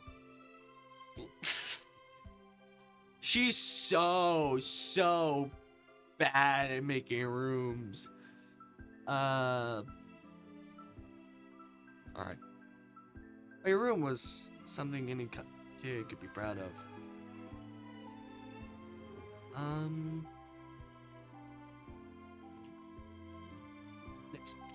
It taken until nighttime to get your things just how you wanted them. You stepped into the corner to admire handiwork. The floor space of the room was bigger than your last one. The ceiling was a lot lower though. It sloped with the roof of the house, and the ceiling were angled towards the treetops and sky. You hadn't ever seen a room shaped like that before. It was weird. And then there was a knock and a voice. The tilting roof caught the sounds and directed them straight down to your ears. Snow, can I come in? Yes! The handle jiggled and jerked. The door was resistant to Mommy's opening, too. She figured it out, though, and let herself in. Hello, dear. Not so discreetly, Mommy surveyed your efforts in decorating. Arcing your back and holding your breath, you brace yourself for a second opinion. It looks great here. You did a good job unpacking. Air flew out of you like one of the windows had burst open. You'd been so pleased with the space. It would have been terrible if someone came in and said it was no good. I'm pretty much finished myself, but it's late. Let's take a break from that and chat. It's been a long day all around and back and forth. Sure, Mommy. Okay, here goes. We're not entirely done even now. Your mommy pulled her folded arms in even more and her mouth pinched too. We should talk about how things will be once I'm back at work. I won't be able to drop you off or pick you up for most days. I'm sorry. It does seem common for kids in this town to walk or ride bikes to class, at least.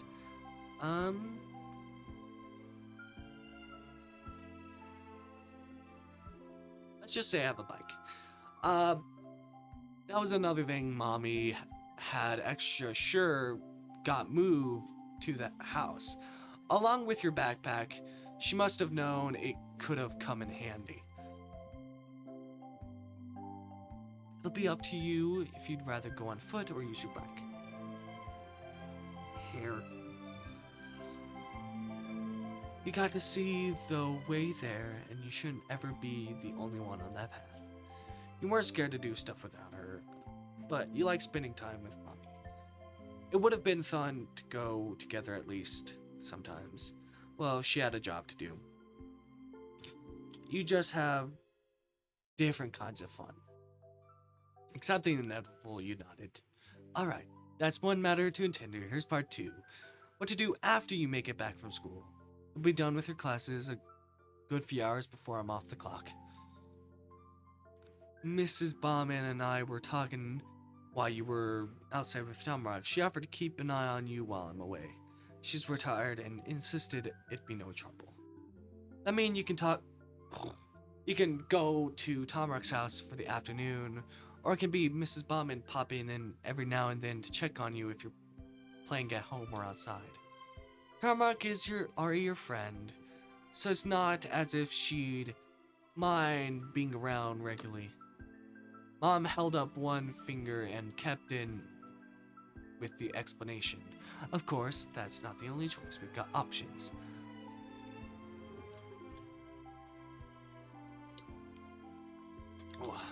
While I didn't get the chance to officially ask, I bet the Lynns would be equally fine if you wanted to hang out at their place. They're good people. I know Mr. Lynn decently well at this point. Plus, their son would be certainly extend an invitation to visit whenever you wanted. He's sociable, and even I can see you're in with him. I can also look into the lessons and extracurriculars being offered in town. You could do that some days instead of staying in the neighborhood. Maybe you want to take up an instrument or learn how to dance, and I would be able to get you from there when it was done. Hand finally came down. That must have been all the possibilities she could think of.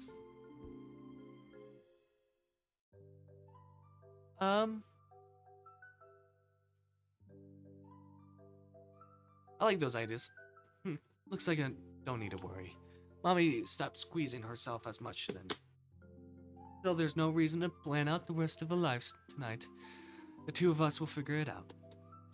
There is something you'd heard a lot. No matter what you went through, your mommy never stopped believing you or her would manage. For a moment, she gazed past you, at nothing in particular. Sometimes it felt strange, remembering how you were actually there, when all the stuff you had to keep up with stopped and you could just think. Maybe your mommy felt that too? She blinked and her eyes fell back on you. Mommy smiled. But our neighbors are certainly nice, huh? All 6 of them. We had a lot of luck here. Lucky wouldn't be able to describe the incredibleness of what moving here brought. No words were needed for her to understand your thoughts on it. Your face said enough. It's you then. Damn it!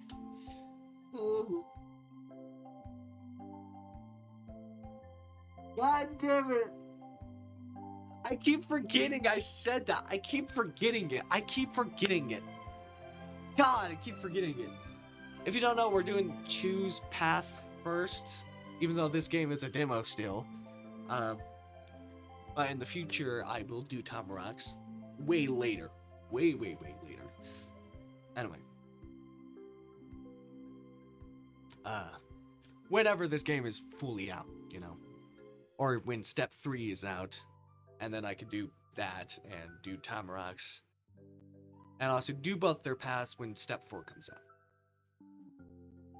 Or who knows, maybe you could do 2 paths with both them as crushes? I don't know if that's possible. Probably not. Maybe. Maybe it is. Maybe not. I have no idea. I don't know if there's polyamorous kind of thing. Unlike our life. I don't think our life begins and always had that. But who knows? It's you then, the boy you want to marry.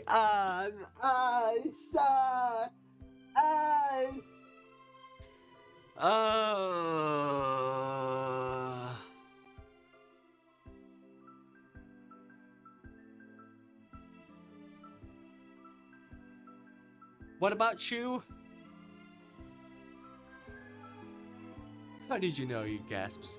No, you lied, suddenly bashful about it. I should have told Mommy. Duh. No, Mommy. That's what it could be. Fair point. I don't know.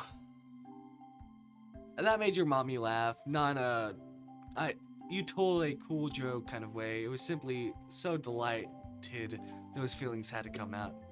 You have a good eye for these things. I'm glad I could meet him. With a grin, your mommy stuck her hands over her jeans. Now, if you don't mind me changing the subject to an entirely different matter, let me just say it's dinner time. As a reward for how much we've done, and because of the loaf of bread is out at this point,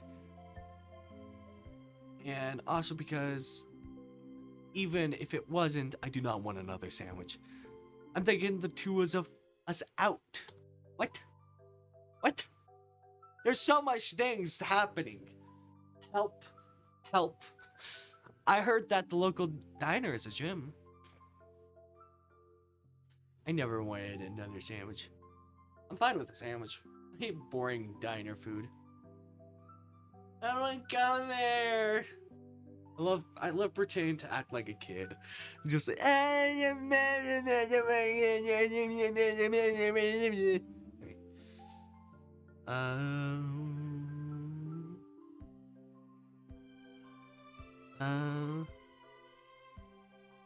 cool.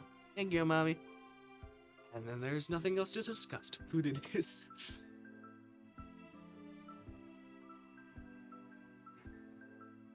What about Chew and Tamarack? Or maybe, okay, so I think you can do both of them. I think what I'm seeing with the choices, there is a possibility maybe there's a polyamorous thing that can happen. I don't know. Who knows? Who knows at all? Well, we're doing Chew first.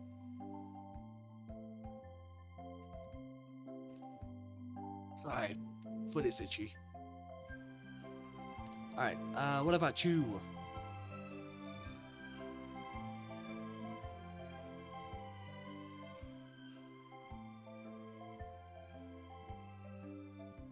I kind of owe him after everything that happened.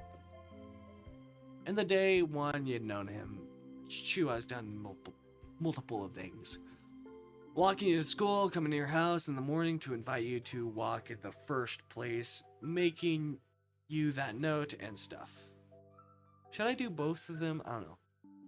You only just got to this town. It was hard to do anything good when you didn't know anything and almost everything you had was sealed away in a cardboard box. But having someone to take you out to dinner was an even bigger deal than all that. How many kids could do it? Not many, it costs money. Though Chu went over to Darren's house, didn't he? But Mrs. Murray said he had to be home by dinner time. That was right. You swallowed those words hard. Hopefully you weren't going to be bothering him for nothing. Mommy? She held her head, gently pointing her chin downward. You had her attention, yes, no?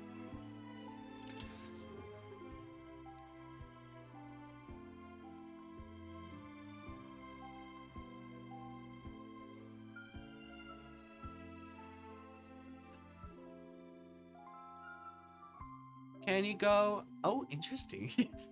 I can't guarantee you will get to do this on such short notice. However, I at least am not saying no. Let me see what I can do. That answer was both a relief and a new source of uncertainty. It was easy to get your mommy to listen. What happened next would be the real test. Mommy hunched over to reach around herself. She was never without her chunky silver cell phone. It had lived in her back pocket for years. The sheen of the paint was nearly worn away, and one corner of the screen had a snowflake-shaped crack. But it only needed to work, according to your mommy anyway.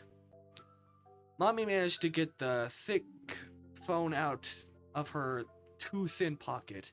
She balanced it in her palm of her hand confidently. With that, nothing could stop her, hopefully. Luckily, I'm trying to think when to stop this, then stream later. Hold on, let me just actually check if I have any messages. No. I think I could stream 4 more. Yeah, it's like 4:49 p.m. It's fine. Luckily, I've had Mr. Lin's number for quite a while now. He shouldn't be surprised by a call from me. I'll check if he's free to talk. Alright. After a few quick taps, she brought the phone to her ear and waited. Shocking to you and her, Mommy got a response in a matter of seconds. Hello, Mr. Lin. Good evening to you. I'm sorry if this is a bad time. No, everything is completely fine.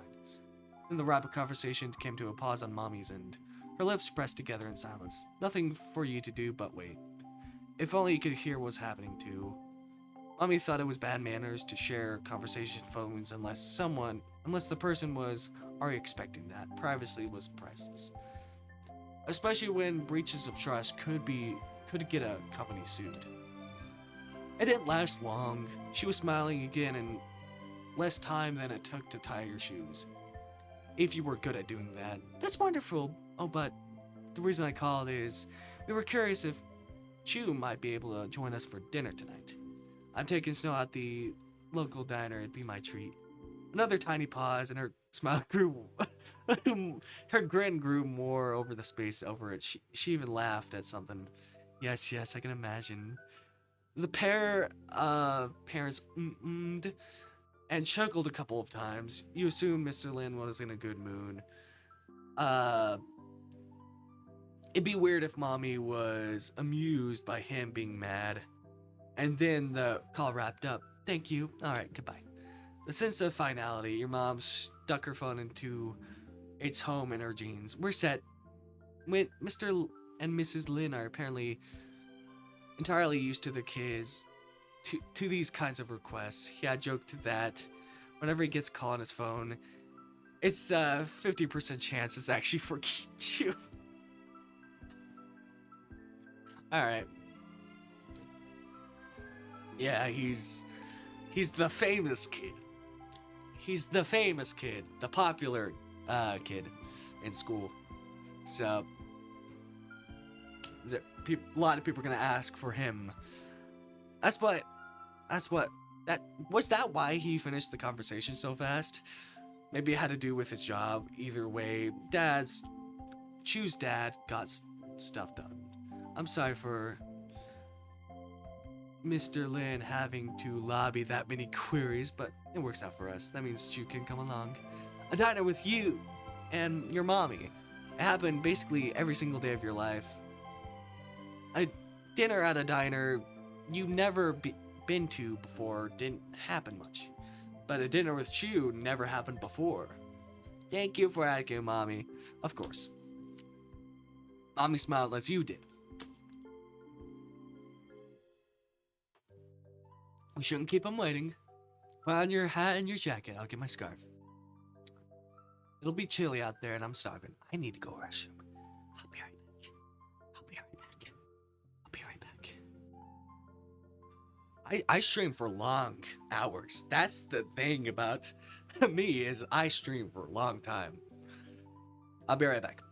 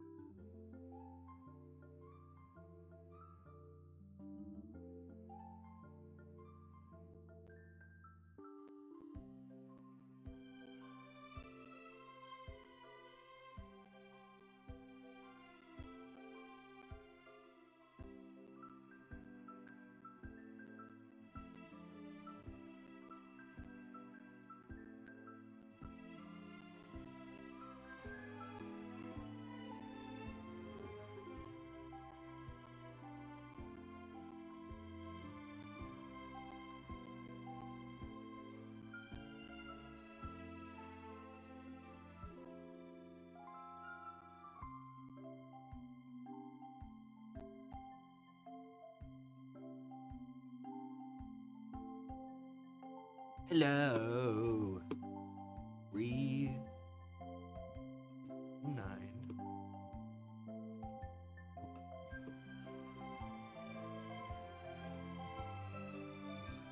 There we go. We're gonna be continuing our playthrough of our life. Just really need to go to the restroom. That's it. Alright.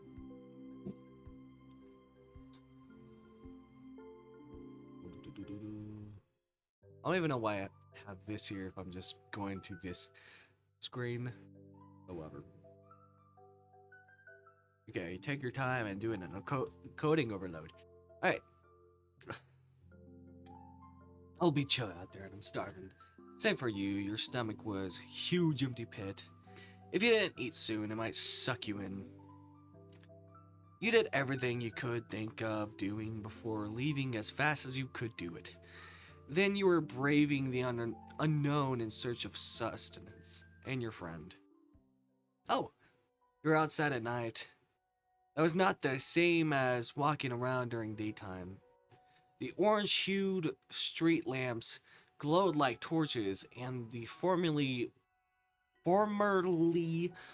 orange trees turned an unnatural purple. The tarmac expanse of the cul-de-sac could easily be a perfectly still, endless deep lake. If you tripped, you could fall in and disappear forever. I kind of sound like the start of a story. Ideas of what might happen on such a hilarious adventure were already filling your head. But mommy wouldn't let you play in the dark. You shook off the night dream. Or would it be a night dream? Or would a night dream be just a normal dream? Either way, you focused on not being left behind. You and your mommy passed through the gate around the yard, then made your second visit to the pointy red house that day. Alright. See the painting. Thought that was a TV. No, it's not. Mommy tapped the doorbell a single time. The sound of it was a speedy ding dong, and then it was done. Even Lynn's house got straight at that point. You were left huddled on the dark porch for less than a minute. Ah, there we go. Hello. The one who answered wasn't Mrs. Lynn. It wasn't either of the adults. It was Chu himself, standing in the open doorway. He was all lit up from behind, that cast harsh shadows over his features. Chu's face was still amazingly brown and so, like magic. Hey! Haven't seen you in forever. We missed the whole best part of the day. It's your fault, you regard, you snickered at him.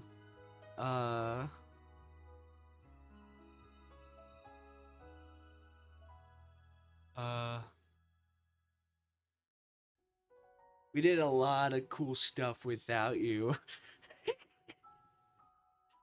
Chu's hands settled on his hips as he leveled a challenging glance directed at you. Good. Now there's gonna be something interesting to hear about. You put an arm over his shoulders. You hugged him with both arms. I want to do that. And you held on tight. Whoa. Whoa.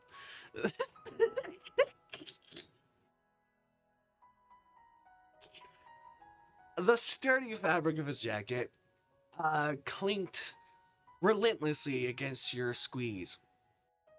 His notebook in the secret pocket poked your stomach, and the fur encircling his face scratched your nose. And what you noticed was that under all those layers and snags, Chu was a soft kid. He patted your back for the gentle, rhythmic movements while resting a cheek against your head. You were both quite comfortable there. His gaze lifted high so he could greet your mommy too. Thanks for getting me dinner, Mrs. Parker. Thank you for coming on such short notice. It's nothing. I've got lots of time. I can come over whenever. Good to know.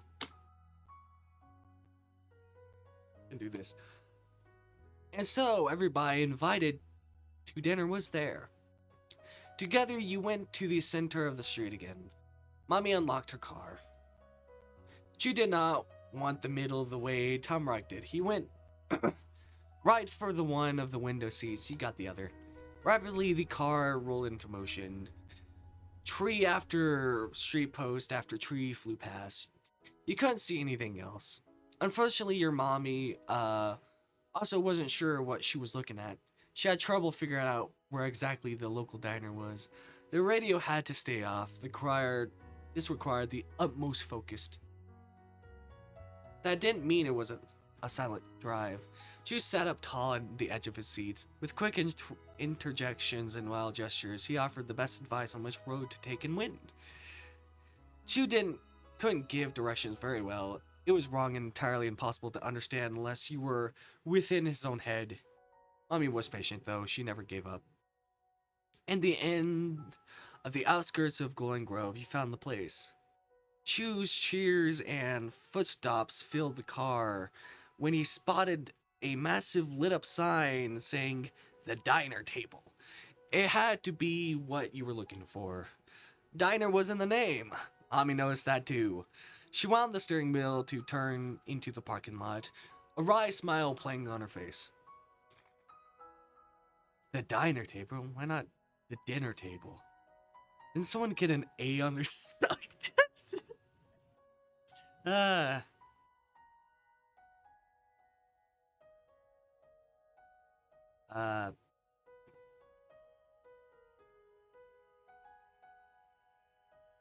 don't. If it's a joke, it's not funny. What a dumb name. It's great. It's always been named that. It doesn't mean it wasn't an accident originally, but it's memorable at least. The car came to a stop under the glow of the building. There were no lamps in the parking lot, but that only made the area more noticeable. Light poured from front windows larger than you were. It was a beacon of hospitality deep in the forest and high on the mountain. After unbuckling, you each went out. Mommy led the way to the entrance. She held the door open and swept out her other hand as to say, "After you." I didn't say that so quietly. After you, that's what I was trying to say. Autumn nights in Golden Grove had such a bite. You felt the comfortable shiver going from the outside of the diner to the inside. It was warm and toasty there, and even smelled warm. Oh, I know what the smell would smell like here. Also, it looks very good. I'm sorry. The thing about our life games is they have good backgrounds. They have good background art. Very cozy places, you know, that you would spend your life in. The uninviting scent of hot food hits you first. I wonder if sorry, I'm going on rants. I wonder if there's ever gonna be a winter version of our life, or if there's ever gonna be like a spring. I don't know, weird questions. Ignore me. The inviting scent of hot food hits you first. With a whiff of smoke underneath, you could picture the grill with charred streaks and hamburger sizzling. And there was coffee too, which somehow always smelt burnt, even though it was mostly liquid. Maybe that was why coffee was so dark. Someone found a way to overcook water and other people decided to drink it. That's funny. Including your mommy, who never had a morning without it. Rubbing your hands up and down and your goose-bumped, covered arms, you glance around more. Who else decided to be there at diner table on a chilly Monday? A man in a trucker hat jabbing a knife through a thick cut of ham. 3 sweater-clad women, each with a mug in hand, and some teenagers huddled in the back booth and splitting a stack of pancakes. Someone's here.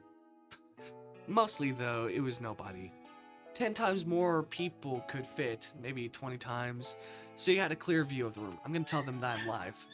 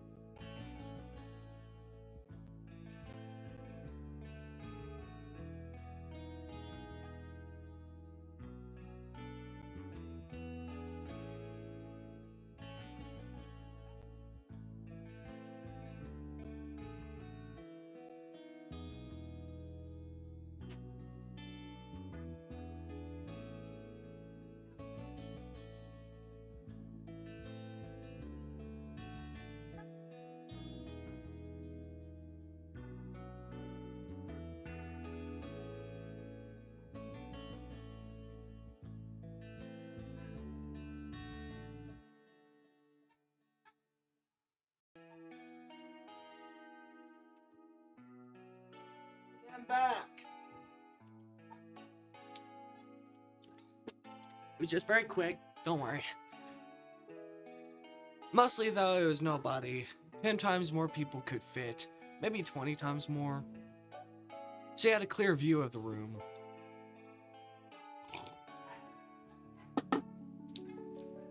The diner table was full of different colors.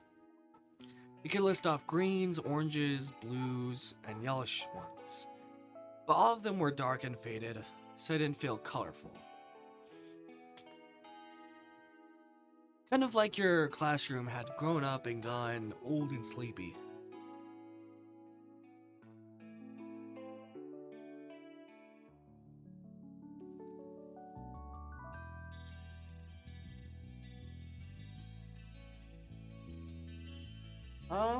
I like it. Awesome. On your right, Chu stood nonchalantly, slowly shifting his weight from one foot to the other. There was nothing interesting to see there for a boy like him. Except for you. He kept smirking whenever he noticed you looking. Soon a tall lady with tall hair came over from the kitchen to the main counter. She said she was the hostess and would show you to a table.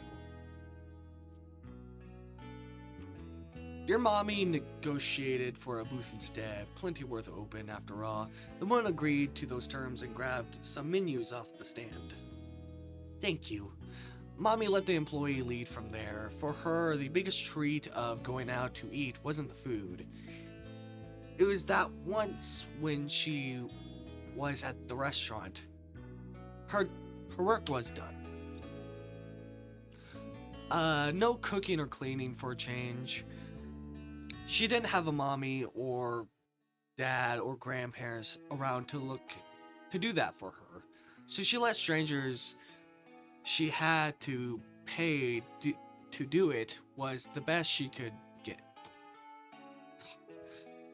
The hostess took you further into the restaurant, past the sweater gals, but not as far back as the pancake pals. She left the pile of menus on the table. Thank you for stopping in, promised your server would be there to help you soon, and walked away in a matter of seconds. Well, let's get comfortable. Me and Snow will sit together. That leaves the other one for you. Yes, Mrs. Parker. Yeah, you and Mommy could be right together and you'd be able to look at Chew really easily. Chew paused to take off his jacket before climbing onto the bench. He sat directly in the middle of it. Since it's gonna be all his, why not make the most of it? Mommy slid into the muted red seat with a multicolored geometric pattern across the top. Then she patted the other spot for you to take. Got in the booth next to her. Chew rested his threaded hands on the tabletop. He leaned forwards very slightly. A little bit like an interview. We get CG. Look at the CG. Alright. Character gallery. Look at it. Look at it. Character gallery picture. Look at it. Look at it. Look at it. Alright, whatever. Chew rested his. Alright, read that. Was he gonna be asking you questions? Or maybe he was prepping himself for your mommy to evaluate his behavior. That was her job, but she didn't know that. This is nice. She spoke quietly while pursuing her options. The diner table had unwieldy menus, as long as your entire arm. Mommy didn't bother holding it upright. Instead, she flipped through the laminated pages with the menu lying flat. There was a lamp directly above your booth. It reflected blindly off the plastic, but the glare you caught glimpses of colorful pictures dotted in between the text. Eggs and sausages, French toast dusted with powdered sugar, a basket of chicken strips, steak and mashed potatoes, that sounds good, a bright green salad, and more. Diner food in its purest form. Mouth began to water. Look, there's a kids section. That'd be a good place to check, though since it's a special occasion, it's okay to get any meal, even the pricier ones. What? You were almost never allowed to do that. That goes for you too, Chew. Don't worry about anything. Get whatever food you prefer. Thank you. Any food and treating another kid? Mommy was really in a good mood. Did she get a good bonus for moving or something? You could only imagine. But not for long, because another person approached your table. Hello, I'm Yusuf. I'll be your waiter for tonight. Thank you for coming. Hi, great, hi. Yusuf had warm brown skin and warmer brown eyes, though his hair was a cool black. He kept it up in a neat ponytail. Heavy, buckle-strapped apron with a checkered pattern hid his normal clothes, and a short beard covered much of his facial features. It didn't hide his welcoming smile. He held a generic notepad and pressed a pin to it, posed for taking notes. That made you think of Chew right away, yeah. He really likes notes, or something about, like, basically him not being able to remember things or something, or wanting to remember things, or I don't remember, but I think that's a way for him to remember things, is to write stuff down.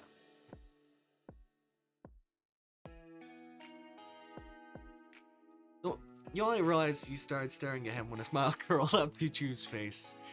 He probably got why you were looking without you needing to say so. You've been thinking about him, and he knew it. That was only fair. Chew thought a lot about you too. The secret joke passed, and Chew turned away from you to address the server. Hey! Huh? When was it he that casual with adults he didn't know? From the way Chew was with your mommy, the one word green came as a complete shock. Only to you, though, Yusuf responded with in a less expected way. Hey, this is not usual company for you. That's right, things are changing around here. Okay, so he knows this person. Okay. You'd forgotten for a second that Chew knew everyone and everything, even the random wear at a diner. Are they? Yusuf eyes narrowed in consideration for a second. Next, Mommy got a special interest from him, though a different kind. Instead of looking sharply, his expression opened up in wonder. How do you know, Chew, if I may ask? You may. We're his new neighbors. Mommy said with a please tap on the menu in front of her. We moved to Golden Grove just yesterday, actually. There was an immediate shift in the man's attitude. He took a pen from paper to instead fold his broad arms. Talking to a server or someone behind a counter was really different than talking to them when they weren't working. Probably because when a person was doing a job, everything they were meant to say was decided by a boss or a whole giant company. And all of a sudden, it seemed like Mr. Yusuf, the waiter, had clocked out. Welcome to town. Can I ask your names? Sure. I'm Opal Parker. This is my son, Snow. Thank you. And I am Mr. Cayenne, Yusuf. Sorry. I also live in Golden Grove. He recited an introduction the same way Chu would have wanted him to. Well, besides spelling it out. Mr. Yusuf might have questioned how you knew Chu first, but you were wondering the same thing about him. He lifted the notepad in front of his chest, returning to being the waiter. Can I get you anything to drink? Well, just water is fine. Yeah, you could have said that for her. It didn't matter how big an occasion it was. Paying for drinks at a restaurant was going too far. Then let me rephrase. I mean, what to say is, please get a drink, you'll be on the house. What? No, you don't need to do that. I know, but I would like to do it. I'm only feeling as a server tonight, I'm allowed to make these decisions. What? What? Even when insisting on something, Mr. Yusuf had a gentle way of putting his words. He could have been a narrator of a storybook, no problem. We're all neighbors in a small town this small. Okay, that's interesting. Chu nodded along, even gave a thumbs up. They were in cahoots. Was this some kind of secret welcome committee in Golden Grove, or was everyone part of it? There's no harm in being hospitable to those you'll be seeing often. If you want to return the favor, come back another day. You make a good point, Yusuf. She was being honest. Her mommy would have told him if he was saying nonsense. Only reasonable arguments could be tolerated. And mommy was practical, not a stickler. If you're sure, I'll have a cup and water and root beer, extra ice. I haven't had that in years. I feel festive. Mommy's new chipper mood was contagious, and Yusuf gave a rumbly chuckle. It's a festive day, is it? I imagine you're celebrating your new home. Good suit. Add a scoop of ice cream to that. Oh. She buckled at Yusuf and his many sweet suggestions, though it was with a smile. There's no reason to go through the process of accepting a kind gesture. Mommy embraced it wholeheartedly. Root beer float it is. Root beer float. He repeated her words as he wrote them down, speaking even more softly than before. What, your mommy? A person who has never ordered anything more excited than water with a slice of lemon for your entire life was gonna get a root beer float. Having it confirmed that drinks would be brought new life to Mr. Chu Lin. He continued to put Yusuf in a separate category from other adults. No best behavior required. The gloves were completely off now, just not literally. He leaned over on one elbow and put that accented voice he used when he talked about Baxter. Waiter, give me a hot chocolate, and I want whipped cream and chocolate syrup on top. Alright. After that indulgent Yusuf had been with mommy, Chu's request was met with a flat skepticism. Chu returned Yusuf's stare with $1 million smile. It was easy to act like you were a rich person when nothing had to be paid for. Mr. Yusuf put a hand to the table and lowered himself towards the younger boy like it was some kind of negotiation, and in a way it was. I will give it to you, but the powder will be stirred into water. Water? Is he lactose intolerant? Your mommy blinked and stammered. That was news to her. It was news to you, too. Yusuf stood tall once again. He told the facts straight. He is Mr. and Mrs. Lin will only let him have hot chocolate occasionally because of that. And only when it's made with water. So I realized something. You could get like milk without the lactose. You can get milk without lactose. I didn't even know that. I'm not lactose intolerant. I'm drinking milk with literally lactose in it. AKA milk. But that's the thing you can get. I didn't even know that. And who knows? Maybe a lot of lactose intolerant people don't know that. You can buy lactose-free milk. I didn't even know that. I was like, oh, that's cool. That's cool. Something to buy for people if they're like lactose intolerant. So that way you can just do normal things with each other. They can still taste the milk and be fine. Not being able to have milk must have been tough. You never forget that Chu couldn't have milk. That was an important thing to know. Like, I didn't even know that there was lactose-free milk before. But yeah, it's the thing. You can literally buy it. I don't know how available it is in stores and stuff, but I do know it exists. So, if you're lactose intolerant and want some milk, you can buy some lactose-free milk and stuff. I didn't even... So, very cool thing. They might not be here in person, but I will still follow their wishes. Fine, you can make it with water. He's just witnessed an incredible downside of being so well known. Everyone was aware of what you weren't supposed to be doing, and could call you out on it. Though Chu was a compromiser, not a quitter. But can I still have the whipped cream? That's the most important part. Is there lactose-free whipped cream? I don't know. Maybe. Chu squeezes his hand together. The person at an interview. Also, like, hot chocolate with milk instead of water is so bad. It tastes so bad. It tastes so bad. I can see why he wants it with the milk. It tastes better with the milk.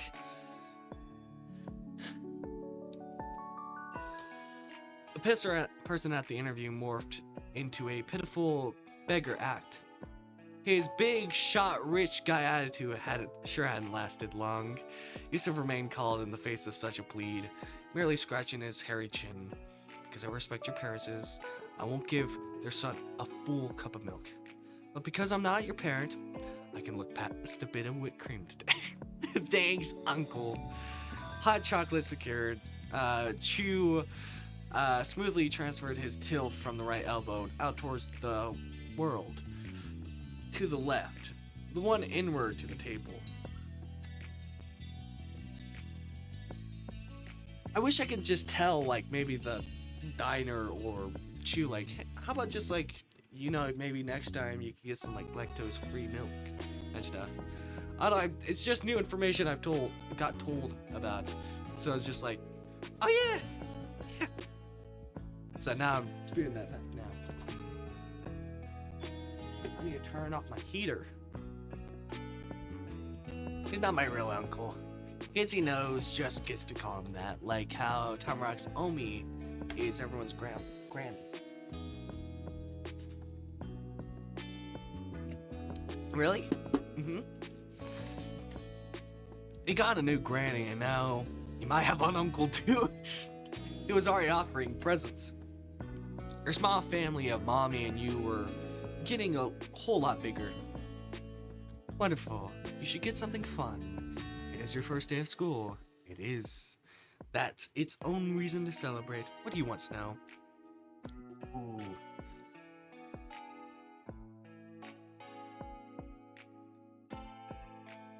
What you were thinking yourself? what you said was, let's see what there is. As a kid, I would have lime soda, lemon lime soda, but honestly, I don't care for that anymore. The soda I like is like Dr. Pepper and stuff like that. What is some good stuff? Ooh, coffee. No. Let's do what I would have as a kid. Should I do it? Should I do it? What is some good stuff? Glass of cola, ginger ale, apple cider, the cold kind, hot apple cider. Isn't that alcohol? Hey. I want some alcohol. Do you have the beer? Just a beer. Whatever. Ooh, lemonade sounds good. I'm worried that this will like have an impact where that's just what they want in the future. Even though I'm not for that anymore.